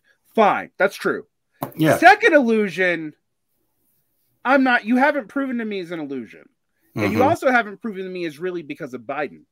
Like you've actually argued priorly that it's because of conditions, and it would have happened probably even under Trump. Which it did, you said. Right, which you also acknowledged. Yeah. The beginnings of this all happened. Now, this isn't dealing with like the insanity of the PPP loans. This isn't dealing with like the fact that a whole lot of those things that we now had from the first year of Bidenism has totally declined. This is not dealing with the fact on domestic policy of immigration, Biden has maintained the exam line as Trump, which was something supposedly the Democrats and the quote left that we're using generically here cared about. Like this, you don't think that's timidity? Like, you don't think that's cowardice? Like, or are you gonna? But it was $5 billion, Derek. That's what's bold about it. It's just the fucking dollar amount, right? $5 trillion. Never mind that it's what they're doing under the table, to give it back. But whatever. And we're not. And also to not mention the Russia-Ukraine war and our military contractor shenanigans and the amounts of money that are tied to that in this either is kind of a huge fucking thing. So also, this doesn't mention Roe v. Wade, and it doesn't mention the Russia-Ukraine war. Which were both a thing at the time they were writing this. Right, and both things that help Biden's popularity and the Democrats' popularity in the midterms as a form of negative partisanship. Come the fuck on. Like, I literally, this was the part where I was like, I'm now questioning that I ever agreed with anything Bob Brenner ever said. Like, which is a bad response, admittedly, but I'm just like, what the hell? Because I'm also not sure what they're trying to tell us here. Are they trying to tell us we need to like radically break from the Democrats entirely? Or are they telling us we need to just believe in the Democrats? And you could read this both ways. Yeah, that's what I was saying yesterday. I don't get the utility of it. I don't understand what I'm supposed to take from this. As like, how do I put this into practice? Where do I take this and what do I do with it?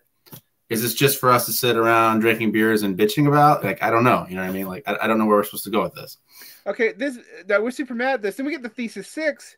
Thesis 6, I actually think is kind of true. So again, this is what's so madding about this essay. Thesis 6, positive sum class compromise is impossible in the current period. Okay, why is that? Although, by the way, this massive fucking generalization has a short paragraph to back it up. I'm going to read the whole paragraph to back up the assertion. The basis of the welfare state, both in the US and Europe, has always been high profitability and high rates of investment in manufacturing. The manufacturing profitability and investment remain weak. All right, as we just talked about Tim Barker's response to this, manufacturing is not more weak than everything else. All of it's weak. But whatever. Even the supposedly most dynamic sectors of the new economy are in the throes of crisis. I would love to know which of those dynamic sectors he means. Like, what are we like? I guess he means tech, but tech's not manufacturing. NFTs, like, what is that? Like, what are the dynamic sectors of the manufacturing economy? Green stuff. By saying new economy, are they maybe saying just even outside of manufacturing it's crisis? I don't know. Phones? Yeah. Right. I mean, like, but again, like, if you're gonna say that, then why tie it to manufacturing profitability, investment remain weak? When, like, again, I told you another thing that's missing is they haven't mentioned quantitative easing and asset inflation this entire time. Which, if you brought that in, actually, you could explain a lot of what they're talking about, but they're not doing that, which is kind of maddening. They just talk about political capitalism, which is the thing they've defined the least in this entire thing. Like, it's like a floating fucking signifier. Anyway, even the supposedly most dynamic sectors in the new economy are in the throes of crisis. And I guess they mean tech, but that's not manufacturing. I guess NFTs and all that. Well, we all knew that, like, once debt got expensive, that was going to pop. Like, I've been predicting that for 3 fucking years. So, okay, political capitalism remains firmly in place. You haven't defined what it is, really, but whatever. Meaning that the redistribution from capital to labor will be extremely difficult, if not impossible, because the dependency on profits on politically engineered upward redistribution. And remember what I said about my response to this. I'm not sure you're actually redistributing. I think a lot of times you were creating just fictitious capital, which raising the interest rates just removed. Like, just got rid of, gone, doesn't exist no more. Like,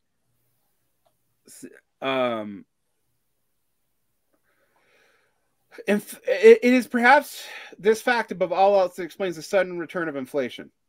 Oh boy, now they have their own theory of inflation. And I literally just did a 3-hour podcast with Anna Fada about how there's literally like 18 different theories of inflation floating around right now, and none of them actually are predictive of what we're doing or why things might be working the way they are. Inflation is one that gets inflation is what one gets when one pursues deficit spending in the absence of dynamic capitalism. So what they actually say is they believe in the monetary theory of inflation, which is they're not saying this, but this is what that means. What that would say, dynamic capitalism, which is like you need to have the money supply equal the growth rate, are only a little bit above it. So, like, we've had about 3 to 5% growth. I mean, 3%. No, we've had about 2.9 to 3% growth. So we've had a target rate of inflation of 3%. So,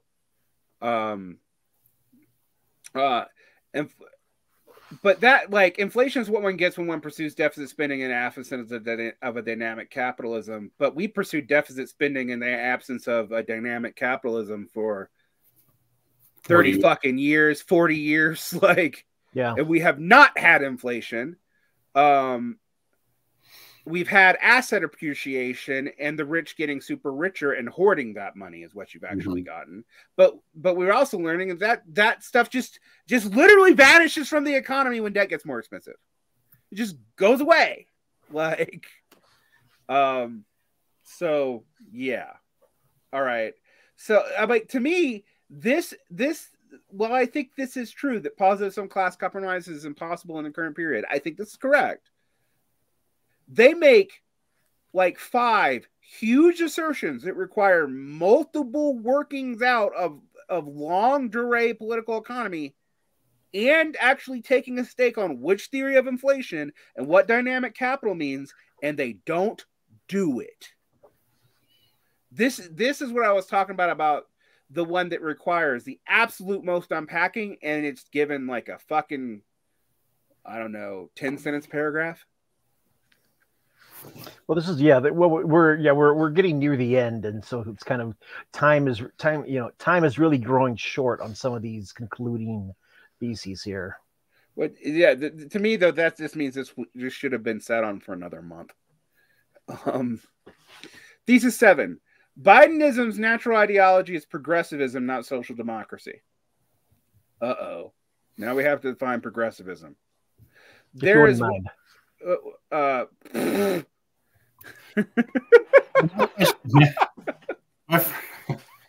first question to that before even defining progressivism is, well, who said he was a social democrat?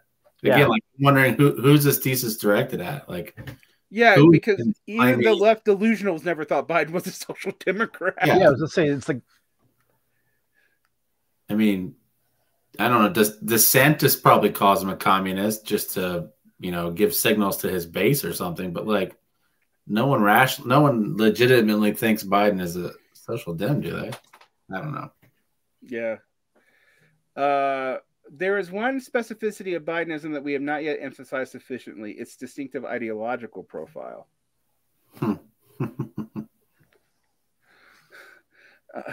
In direction and tone, the administration's policies represent the interest of an educated fraction of the working class within the context of political capitalism because of the party's obvious base. I love how they just restate the same thing over and over again, like as if that's an argument. Because I'm not sure they ever actually define political capitalism in the way that I understand what it is. And I guess they imply that it was Keynesianism without social democracy, which they've also kind of said was impossible. So the administration of social ideas, a market economy undistorted by monopolies and managed by an open, meritocratically recruited and diverse elite. So it's Theodore Roosevelt with the incorporation of black people this time. Non-racist Teddy Roosevelt. Okay. Yeah. The tool used to implement this vision is a regulatory state, including a metastasizing diversity, equity, and inclusion bureaucracy, which has the side benefit of providing well-paid purchase for members of educated working class itself. Well, yeah, but which educated members of the working class? I mean, like, let's be honest about what that's about. That's a virtue washing. That really is. Like, the watchwords of this project are fairness and justice, terms which do not describe social ideas at all, but a state of affair amongst individuals. Justice actually does describe a social idea. As much as I don't love, like, basing all socialist talk on justice, because I don't, it's vague. It is a social ideal. Like, that's a weird assertion. I mean, even in a Rawlsian sense, yeah. Yeah. It's just like, that's just, I mean, like that's not even a fair argument. All this is worlds away from the notions of democratic control over the social surplus. Agreed. We need a language to describe the new Bidenist project. Neo-progressivism is perhaps the best term. Except that this is the problem with progressivism. This is why I laughed, Jeremy, when you asked me to define it. It's been about 20 different things. Mm-hmm. Christopher Lasch, in his Agony of the American Left and New American Radicals, points out that progressivism is the ideology of, you know, this state building meritocratic elite that pulls from socialism, populism, technocracy, sometimes racialism, sometimes eugenics, sometimes anti-racism, sometimes civil rights. It pulls from communism, even sometimes. A bunch of Woodrow Wilson, yeah. Yeah, it pulls from everything. It is, and it does that because actually progressivism usually defines itself in a moral valence. And even when you have, like, we have to define the kind of progressivism we're dealing with. Rawlsian progressivism. But Rawlsian, I'm just letting my biases be known to our audience. Yeah, but, the most subtle way possible. Yeah. When I hear progressivism, I just picture Rawlsian philosophy in actual everyday politics or whatever. Yeah. There's also Deweyan progressivism. There's Teddy Roosevelt progressivism. I mean, Dewey's sort of nascent liberalism kind of gave us Rawls, right? Exactly. I mean, I kind of view. Well, no one alive still would have been a Deweyan, right? They're all dead, so the Rawlsians are Obama. What do we call Obamanites or whatever? Yeah. I mean, are there like multicultural neoliberals even sometimes, like depending on what part of progressivism you're talking, like a want for a nation that has few monopolies and is managed by an open, meritocratically recruited and diverse elite. How do multicultural neoliberals not even want that? I will also point out that Clinton broke up monopolies, and that's not something Biden has actually done.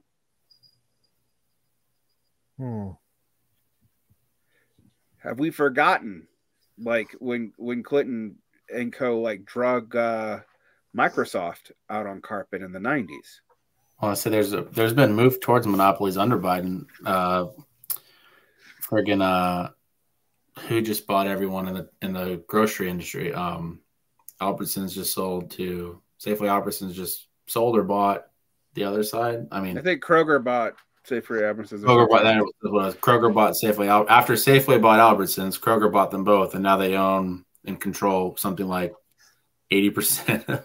Yeah, I was saying, great. That means every major grocer in Portland Metro, with the exception of Whole Foods. I mean, really, of Whole Foods, and Trader Joe's, and then now everything's under Kroger, basically, right? Yeah. I mean, but say monopolization has actually highly increased under Biden and Trump. Yeah. And also that's true in banking.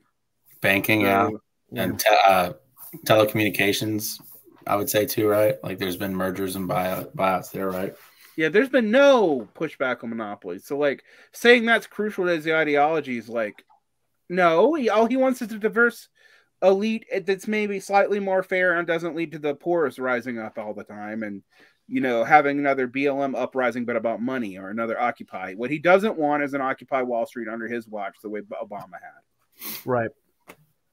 Like it was the Obama era, the Obama admin that did welcome in the kind of like pro-tech monopolists. You know, what is it? Because of all of the real estate stuff had crashed at the beginning of the term. Right. So as a final note, we offer these theses in experimental and provisional spirit. Thank God, because you didn't really. These are rough and unfinished. Yes, they are. They hopefully indicate at least some of the central issues that must be tackled head on. I would say they do.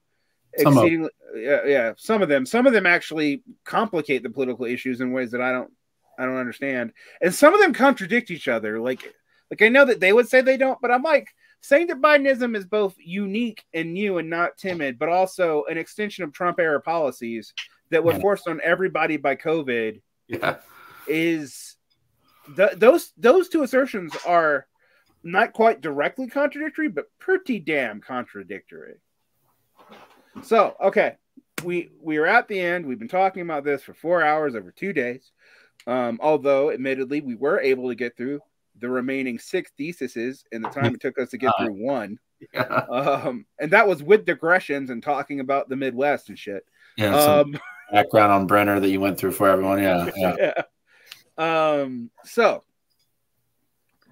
what do we make of this, particularly now?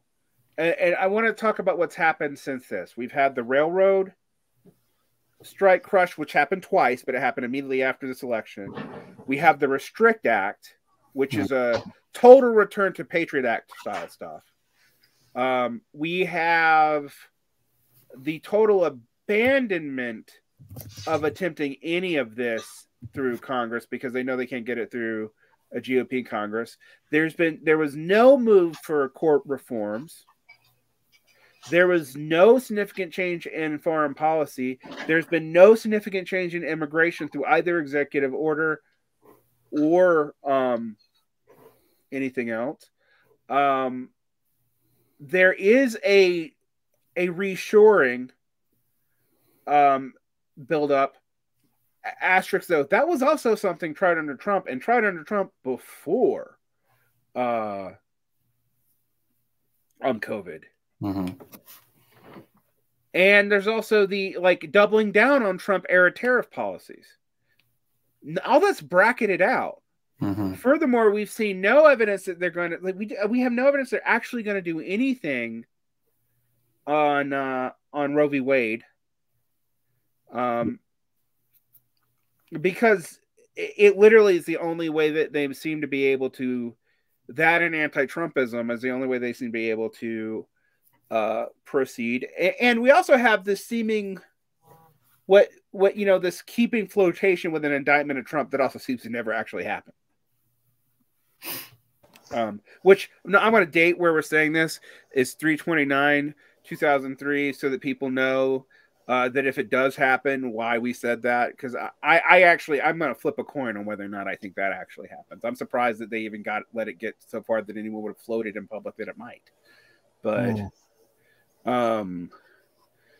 But which interestingly seemed to immediately increases Trump's appeal in the Republican polls too, which he's now doing way better than DeSantis, which they were kind of head and head 6 months ago, which is also why I'm not predicting anything about next year's presidential race, because fuck if I know what's going to happen off of anything right now. Yeah, this has been the most unstable political period I remember in my life. Yeah, so it's going to be both loud and stupid. Right. I mean, what's weird about this, though, what I'm drawing from this, and this is like implied in what they say, but they don't actually argue it.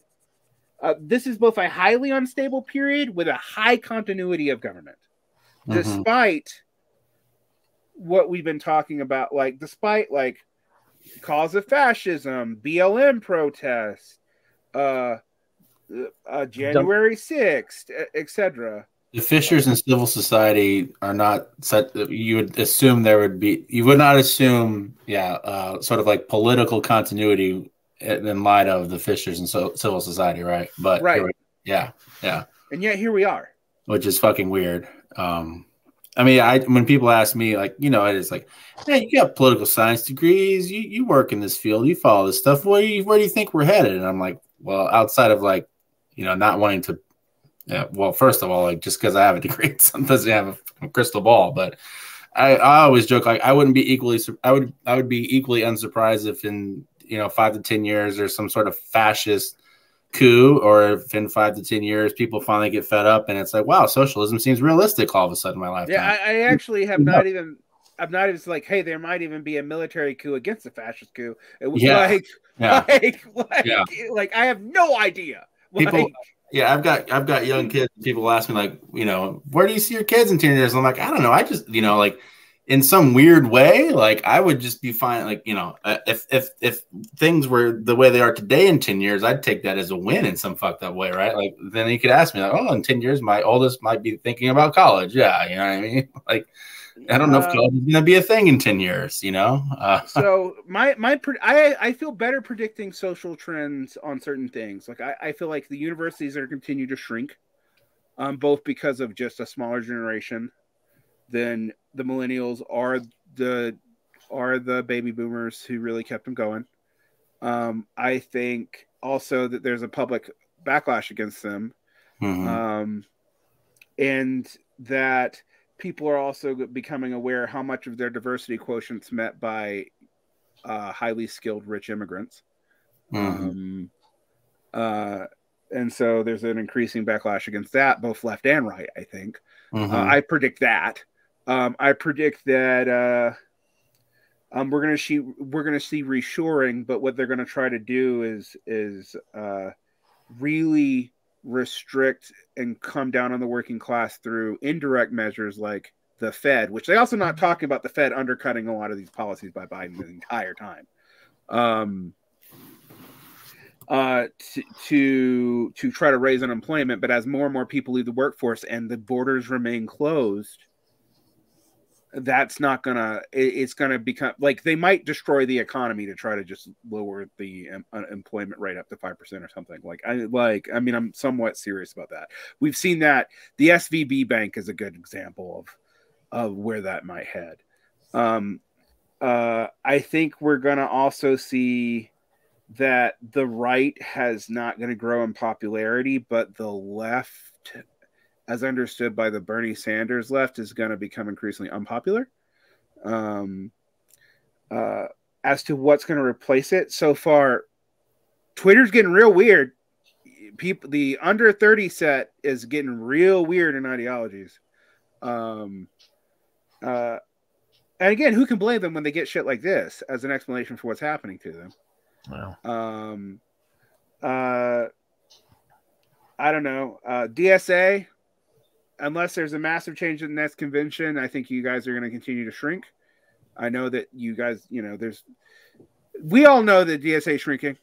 Right. Yeah. I mean, I've seen the publication numbers. So yeah. And I know the attendance numbers from a general meeting in the summer of 2019 versus a hybrid general meeting now. So I don't been to a GM since 2018 or 19. Yeah, right.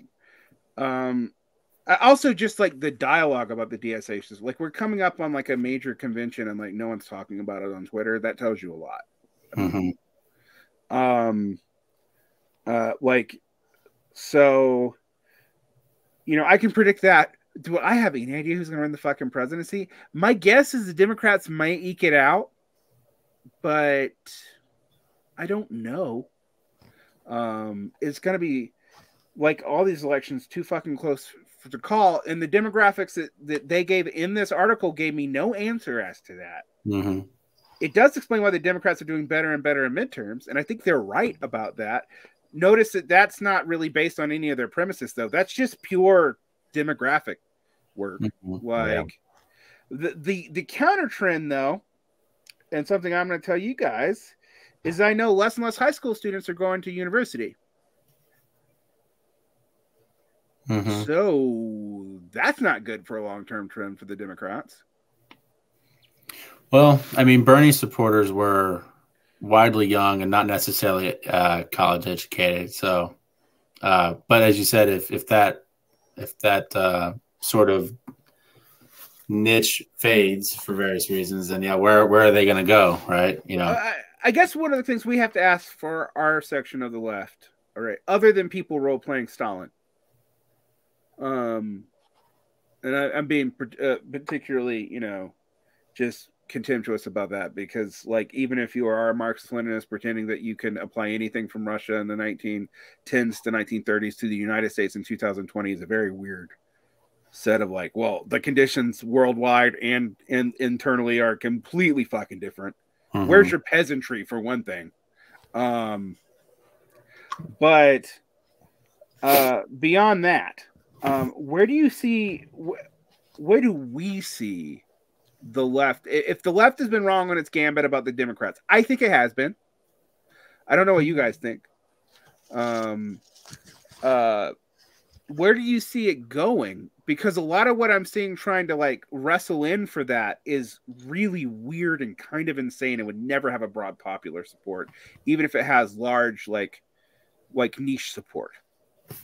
Like, could you imagine MAGA communism ever having a broad support amongst either leftists who've literally invested, like, I don't know, 5 years of their life into anti-Trumpism, or people who like call anything that look like who are calling Disney communist being invested into that?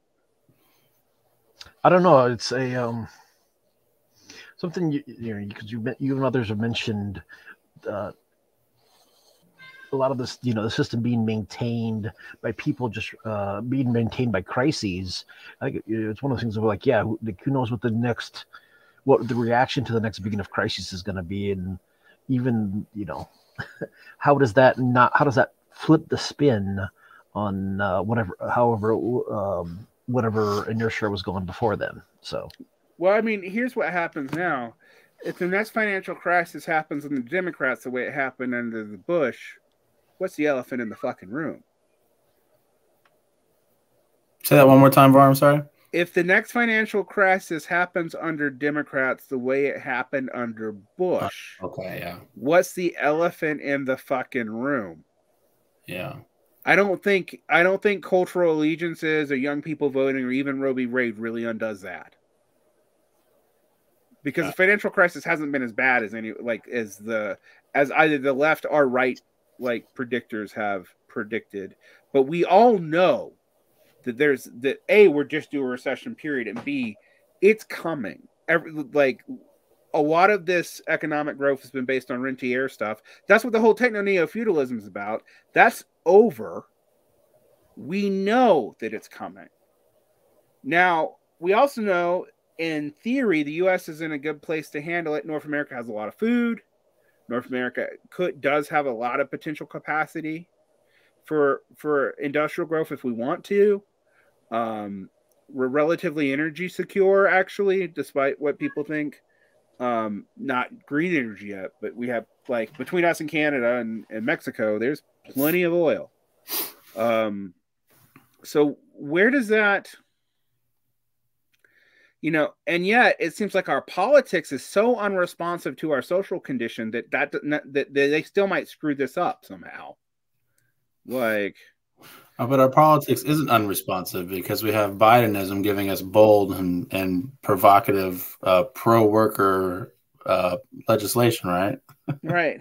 Well, this is what I don't understand. Is this you can read this with you can read that thesis 5, the 3 illusion thesis, right? As telling you'll never work with the Democrats. Like, yeah. You have to do something else. You could read it as that, but that's not the way it's slanted. It seems like, no, the Bidenism is the best you're going to get until workers' politics come back, and workers' politics seems impossible. Mm-hmm.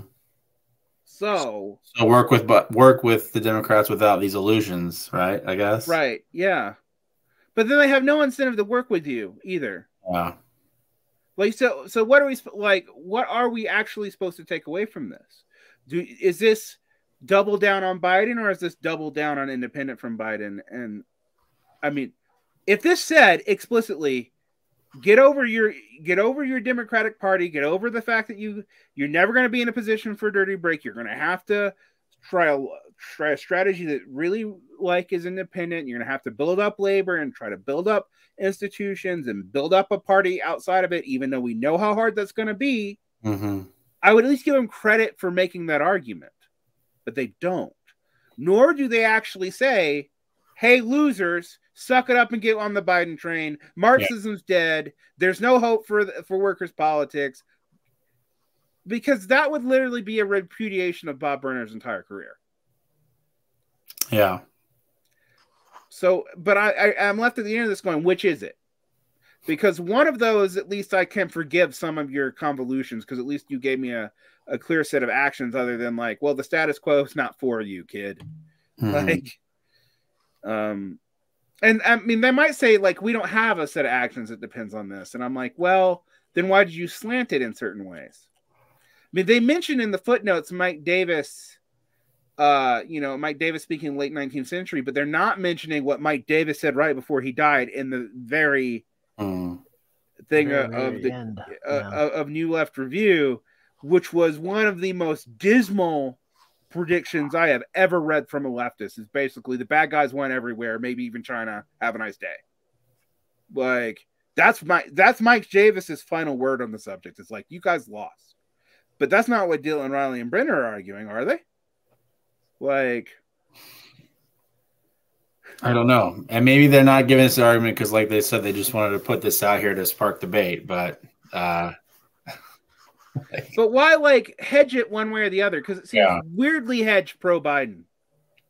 Yeah, I mean that was my read of it. Is as I kind of scroll through my notes here, I find their sort of I don't know if I would call it analysis or explanation. I find their take on the new Democratic base being the credentialed working class. I think, I think that's something that I'm not as read on stuff as I used to be. Just life takes me away from reading this stuff more than I would like. But that's a take that I don't see enough. I'm like, yeah, that's a damn good point. That is who I would think of as your stereotypical Democratic voter right now.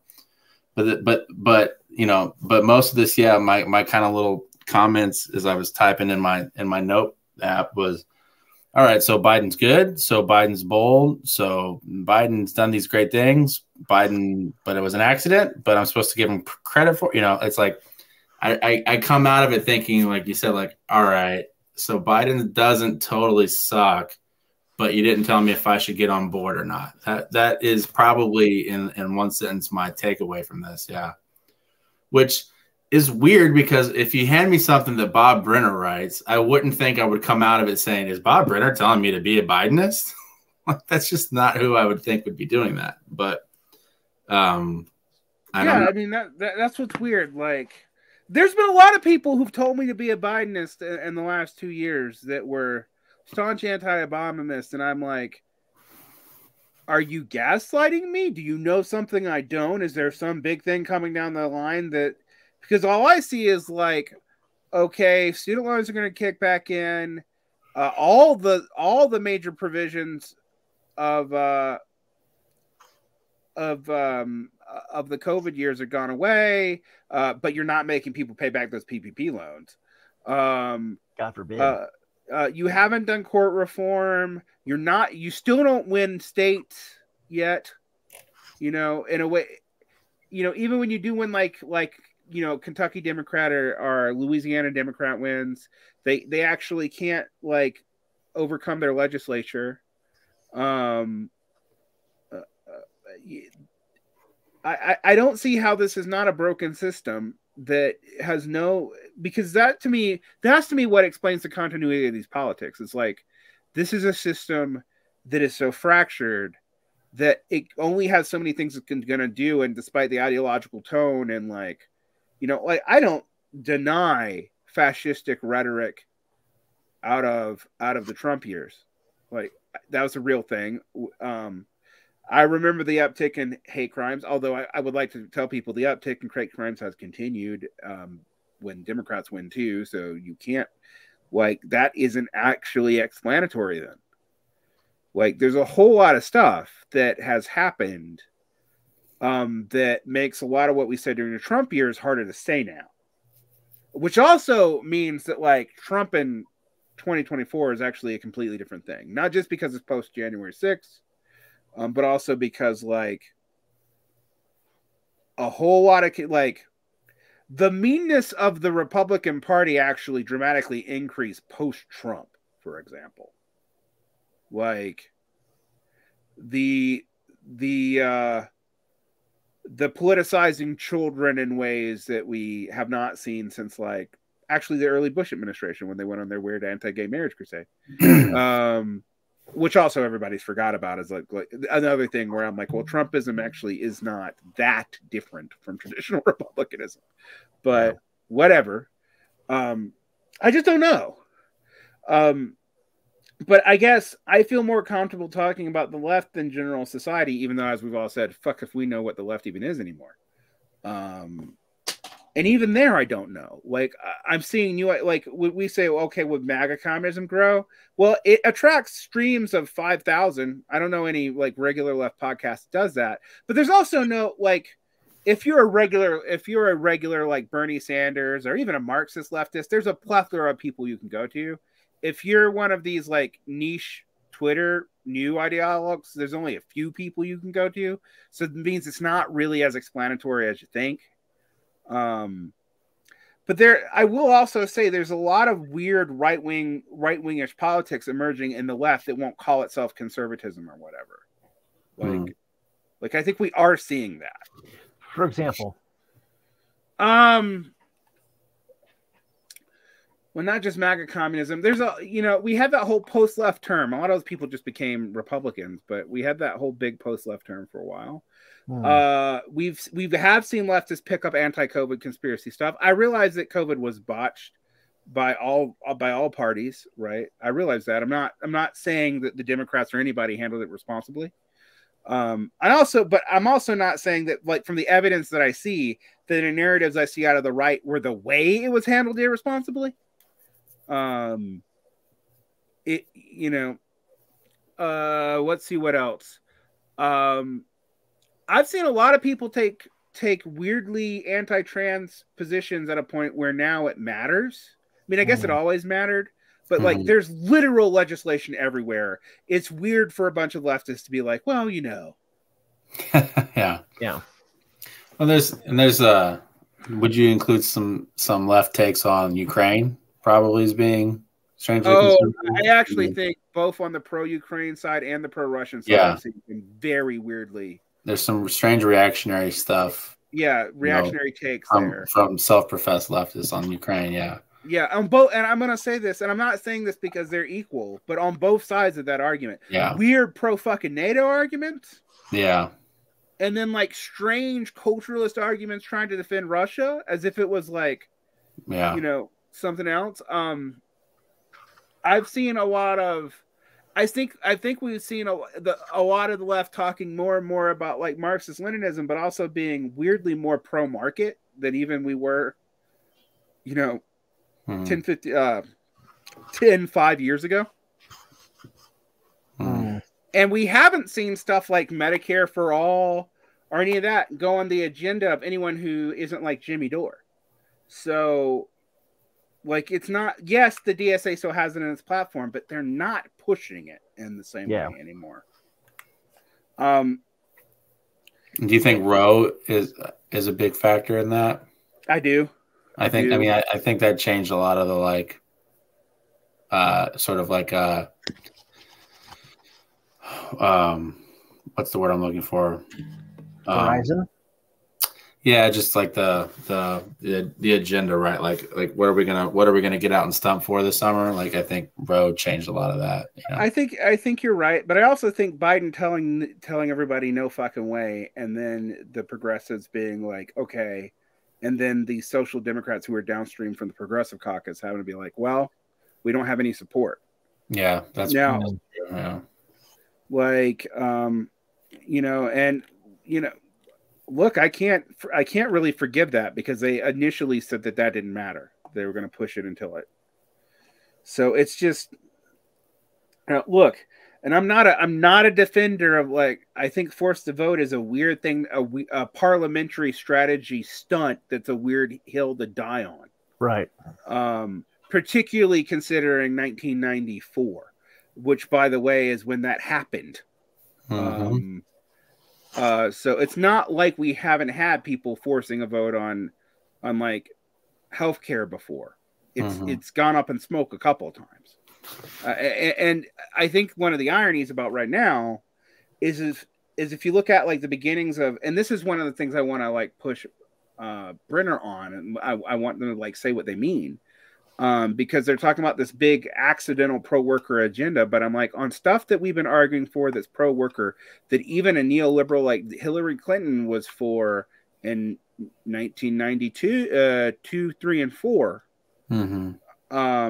We are further away after seeming like there was a mass public support for it than we were in 1994. I mean, like, because at least then you could get it on the docket.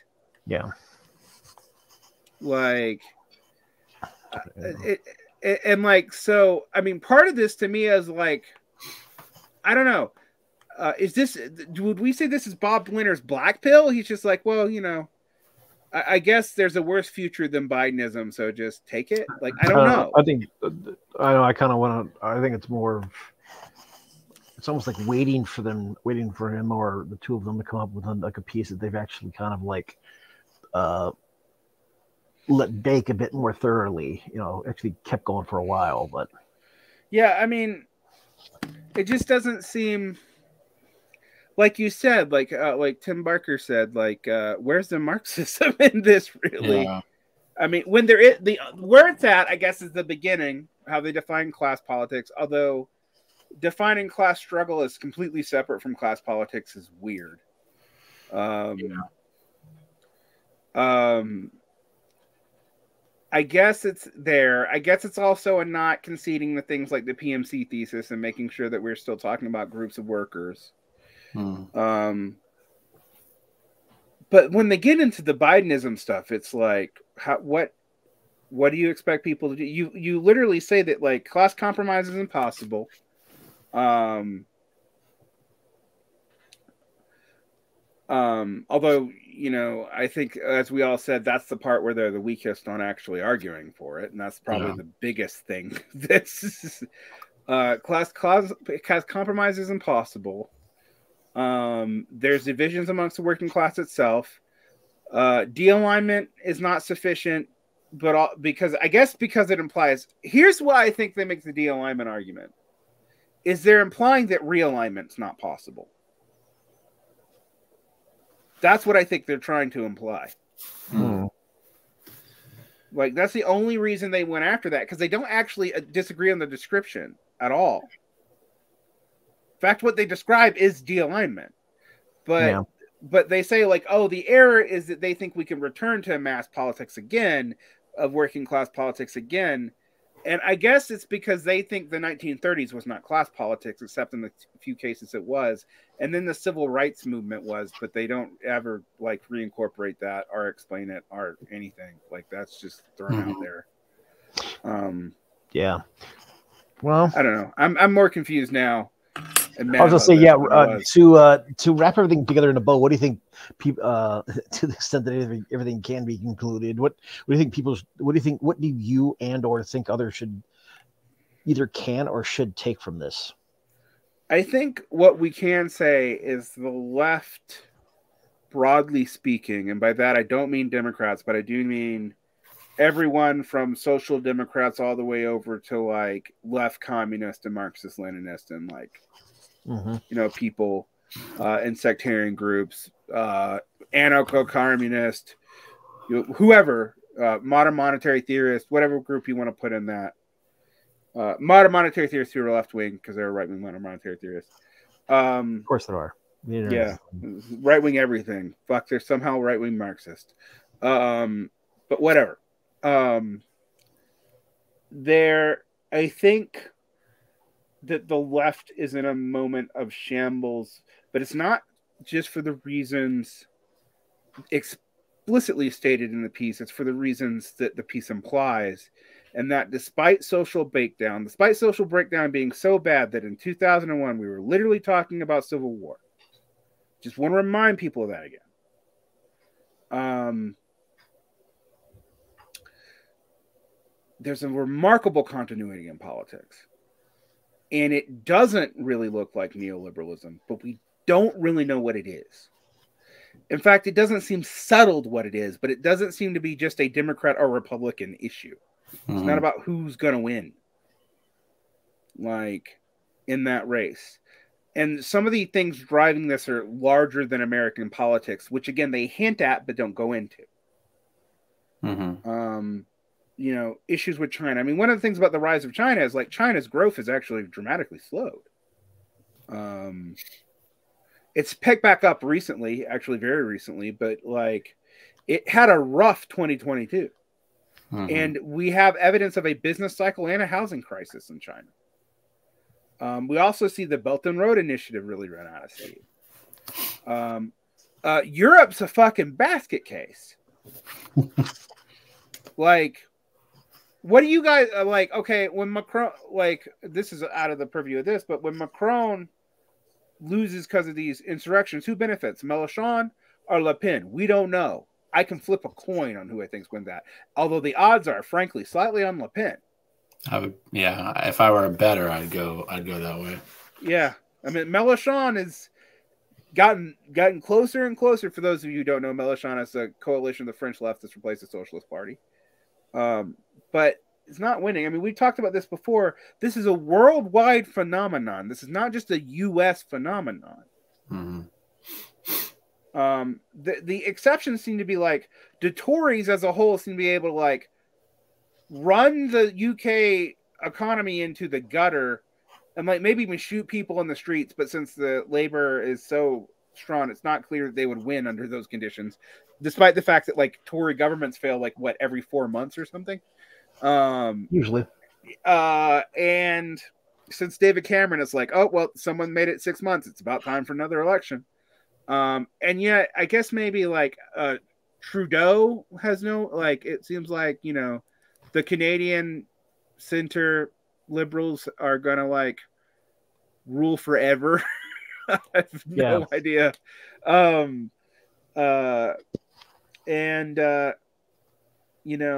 Erdogan stayed in power, I guess, despite the earthquakes, and who knows though, that might end. He's getting old. But everybody else's politics is getting real hard to predict. And the other thing that I guess that hasn't been, that they didn't state, but is implied is like, hey, the center's way stronger than you think it is. But why? Because it's not delivering on anything. But I guess they're saying, but it is delivering on stuff. And I'm like, okay, but what exactly?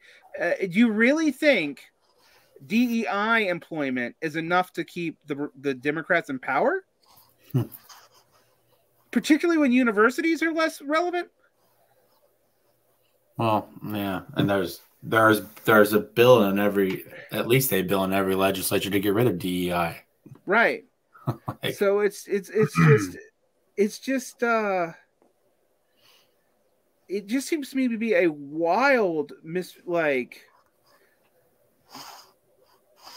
yeah, I guess that what I can take away from it is things are getting really complicated, and the left really did get outflanked, but we don't know what it means yet. I think their final note is a good one, where they're like, yeah, the moment needs, like, we need to approach the current moment with leaving behind our old ways of thinking, right? Mm-hmm. And I think that's, I think, okay, yeah, I would agree with that. But, you know, I have a similar take, you know, all right, well, we're in this really weird situation where we don't know quite what it is. They posit that it's political capitalism, right? But I don't know that I buy that. But I acknowledge, like, all right, I agree with you that we're in a weird spot and we don't know how we got here and we need to approach it differently because it is new. But I don't agree. I don't know that I necessarily, I think they have to flesh that out more. Like, they would need a proper article or something to flesh that out. But as we said, you know, I don't know that if I agree that the fissures in civil society are bizarre in relation to the continuity of political capitalism, if you will, of the last three or four presidencies. So things are different. We need to think about them differently. Okay. But if you are implying the way I think you're implying that Biden isn't necessarily bad and there's something to be worked with there, I don't know what that is. And I don't know why you would take this complicated moment and throw your hands up and be like, well, hey, it's not as bad as we think it is, so let's lean into it and figure it out. Like, I don't know. And again, they may not be saying that, but they don't say that they're not saying that. So, right. It's yeah. I don't know. Yeah. I think it just reflects the general ambiguity we all feel about Biden in some ways, because I mean, we were told it was really important. I mean, not Trump by any means necessary. Okay, we did that, but yeah. All right, yeah. But I mean, the undercurrent of that. But there's a remarkable continuity between the end of Trump and Biden, like, and even they admit that. That's what I don't like. I guess that actually of the theses they show out, it's the one I think that I agree with the most. But it's also the one, and it's the one that's going to piss off the left the most. But they worded it so carefully as to, like, I don't think people were even going to catch it. That's what they said. Like, so because it's that's incongruous with their whole Biden is better than you think he is. Yeah. Well. Anyway, thank you guys for coming on. I'm glad we talked about this because I feel like this is going to come up a lot, and I wanted two people who. I was going to talk about it with my old Trot friends from the Regrettable Century. I mean, post Trots. They're not Trotskyists anymore. But I figured they would just get apoplectic.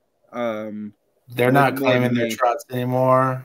No, they think Trotskyism is dead because the Soviet Union is gone. And I'm like, well, that's fair. Like, yeah. But you're still pretty much Trots. I say I know at least one of those guys relatively okay, and I would be like, come on, dude, you're still a Trot. Yeah. There's still Trot in that soul of yours. Like by that second or third beer, you're gonna take that turn. I'm like, yeah, you're still a Trot. I love you. You're still a Trot. Get all weepy eyed about the Fourth International and get all like nostalgic about parties that didn't win. Yeah. Yeah, I get. Somebody asked me, like, what's your tendency, Varn? And I'm like, cynicism, Marxist cynicism. Like, if I was editing this, I'd drop in the cut of Divine being asked, like, what are your politics? Kill everyone now. Yeah, something like that. But no, I mean, I guess I will say this. I think there's going to be a lot of weirder stuff coming out of the left because it is lost right now. And by the left, we mean like the people who saw themselves as trying to either get beyond the Democratic Party or push the Democratic Party. I'll include the pushers in this. Right? Yeah. In America and get beyond labor, you know, the Socialist Party, whatever in your home countries. Yeah. I think it's going to get pretty weird in the next couple of years because I think a lot of people's problems are still not going to get met, but no one has a good thesis as to why. And I think a lot of people do feel gaslit about this Biden stuff. He's still not. I mean, he's more popular than he was in the beginning of 2022, but he's still not broadly speaking popular. And he's also, I mean, you know, the elephant in the room is he's ancient. So not to be ageist, but like there's a real chance he does not live through his second, if you were to have one, second term, if he has one, and by totally natural causes. Like, you know, we're over the average lifespan of a person at this point in Biden's case. Like, just, you know, he is the president. They got great health care, but still. So I don't know. I've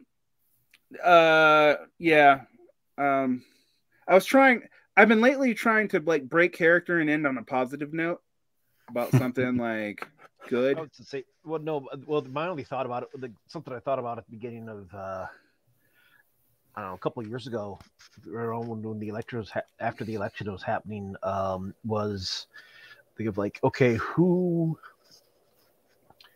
gets radicalized in the next 4 years that kind of, you know, wasn't the previous 4 years, and it's like during this era, like which subsegment isn't radical? Well, not just that. Well, which subsect is this going to be a mask off moment? Where, you know, as opposed to the kind of more previous, like louder reactionary types, is this going to be like what kind of like weird, you know, flavor of liberal? Is this going to be like full on like some sort of like mask off moment? I don't know, maybe who's going to be our Rahm Emanuel? What's that? Who's going to be our Rahm Emanuel? Like, no, just like who's going to not just. Yes, we need Rahm Emanuel of the left. No, no. I'm just gonna say who is going to be the one. I don't know, like the one liberal flavor that's going to be completely mask off and, you know, go maybe like become a suicide cult for Kamala. I don't know, but yeah, I mean, honestly, I mean, there's a couple other things we have to deal with. Like the longer this Ukraine war goes on, who knows how that's going to play out? I mean, like, I do not feel, I read a lot of non-US news. I read all sides of this. Everyone's getting exhausted, and everyone's also claiming imminent victory soon. I'm just like, yeah, I don't know. I think this could go on for, you know. Yeah, we've heard this before. Many decades, honestly. Yeah. Another fucking forever war. So. Yeah, I don't know. I guess the hopeful thing for me is that there is a chance now to really think bravely again, because what the fuck we got to lose? We didn't win by being timid. Like in some ways I'm like, well, Brenner's like, you know, you guys misunderstood Bidenism, but I'm like, yeah, but now we have to offer something dramatically different, right? Like, that means that we have to be even braver than we tried to be after Bernie. And who knows what that's going to look like? I don't currently know. I mean, like I said, I think a lot of weird ideologies are going to become between now and something effective.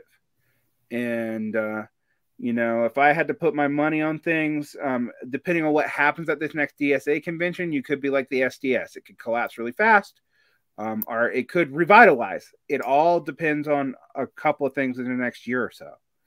But what this does give us a way to get out of this, like, new normal of like, well, now there's a big left in America and it still doesn't do shit. So, because Jeremy, when I first came into this, the left as the non-liberal left was like a bunch of Trotskyist parties, the PSL, the DSA, which was literally 4,000 people or something. The IWW, which was bigger than the DSA at the time. And like Chomsky or something.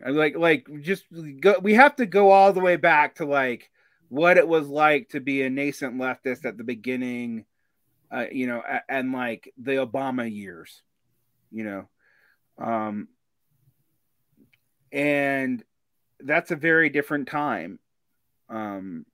So I think in that sense, this Brenner article is sort of like, okay, it doesn't make sense what they're saying, but they are right. We do have to reset from, I guess like Occupy was a reset when that didn't come up. The DSA was a reset, and that was pretty effective in some ways, at least at creating something like a unified left that isn't a bunch of weird, squabbling sects, at least, externally to himself. Now they're a bunch of weird squabbling sects internal to an organization. But now the DSA either has to evolve or something new has to emerge. And that kind of gives me hope. It's not a lot of hope, but it kind of gives me hope. So I'm going to end on that. You guys have anything you'd like to say in closing? Because I've talked a lot. Jer? Trying to think of I don't know, support what parapolitical capability you have locally, folks, because I don't know. It's kind of like American national politics is going to suck for a while, so start building up your own local stuff before that's just like immediate defensive needs. Mm-hmm. And unionize your workplace. Yeah. Start local. Be involved in your unions. The only thing I would say to that is also know that it's going to be a bigger fight than you think it is what you get in it. Yeah. But be involved in your unions. You might make the news, but it'll probably suck. So. Yeah. Yeah. What about you, Jason? Just be among your local. Yeah, I think I'll ride your hope, because that's a good way to kind of cap and spin all of this. And yeah, just brace yourselves and be ready to be bold, and hopefully more bold than Biden. All right. So in closing out, you can find us here at Varn Blog on this channel. Evacuations is irregular, but it's when I can get a group of people to talk about a text. Sometimes it's a book. Usually it's not, because you see how deep we go, and a book's going to take me a fucking year. This is the problem of being an English teacher and an amateur historian, is like, you're like, we got to do this close. But you can find more stuff here, explainers, interviews, all kinds of stuff coming up. I hope you enjoyed this series. You can find Jeremy's old show still on the internet somewhere. Just giving the mic to the wrong person. It still exists. Yep. It has not been taken down. It is not pod faded. Go listen to his back catalog. And if you're in Portland, I don't know, you can meet up with these guys, but I'm not going to give out their place. I'm not going to dox them. And we're all getting old. So it's the future's on you guys, younger people, because I'm becoming we're all becoming the old men yelling at clouds. Yeah. I'm getting too old for this type of thing. Yeah. I mean, we say this, we're talking about an article by Bob Brenner, who's literally like, 30 years older than all of us or something. But he's like 75 now, at least. Like Bob Brenner's older than my dad would be if he was still alive. So, older than my parents. Yeah. But anyway, that note, thanks for having us here on Evacuations. Yeah, thanks for coming appreciate in. Having me, Derek. Yeah, nice to talk to you for 2 nights, Jason. Best of luck. Yeah, you too. Maybe I'll be around. All right. Bye-bye.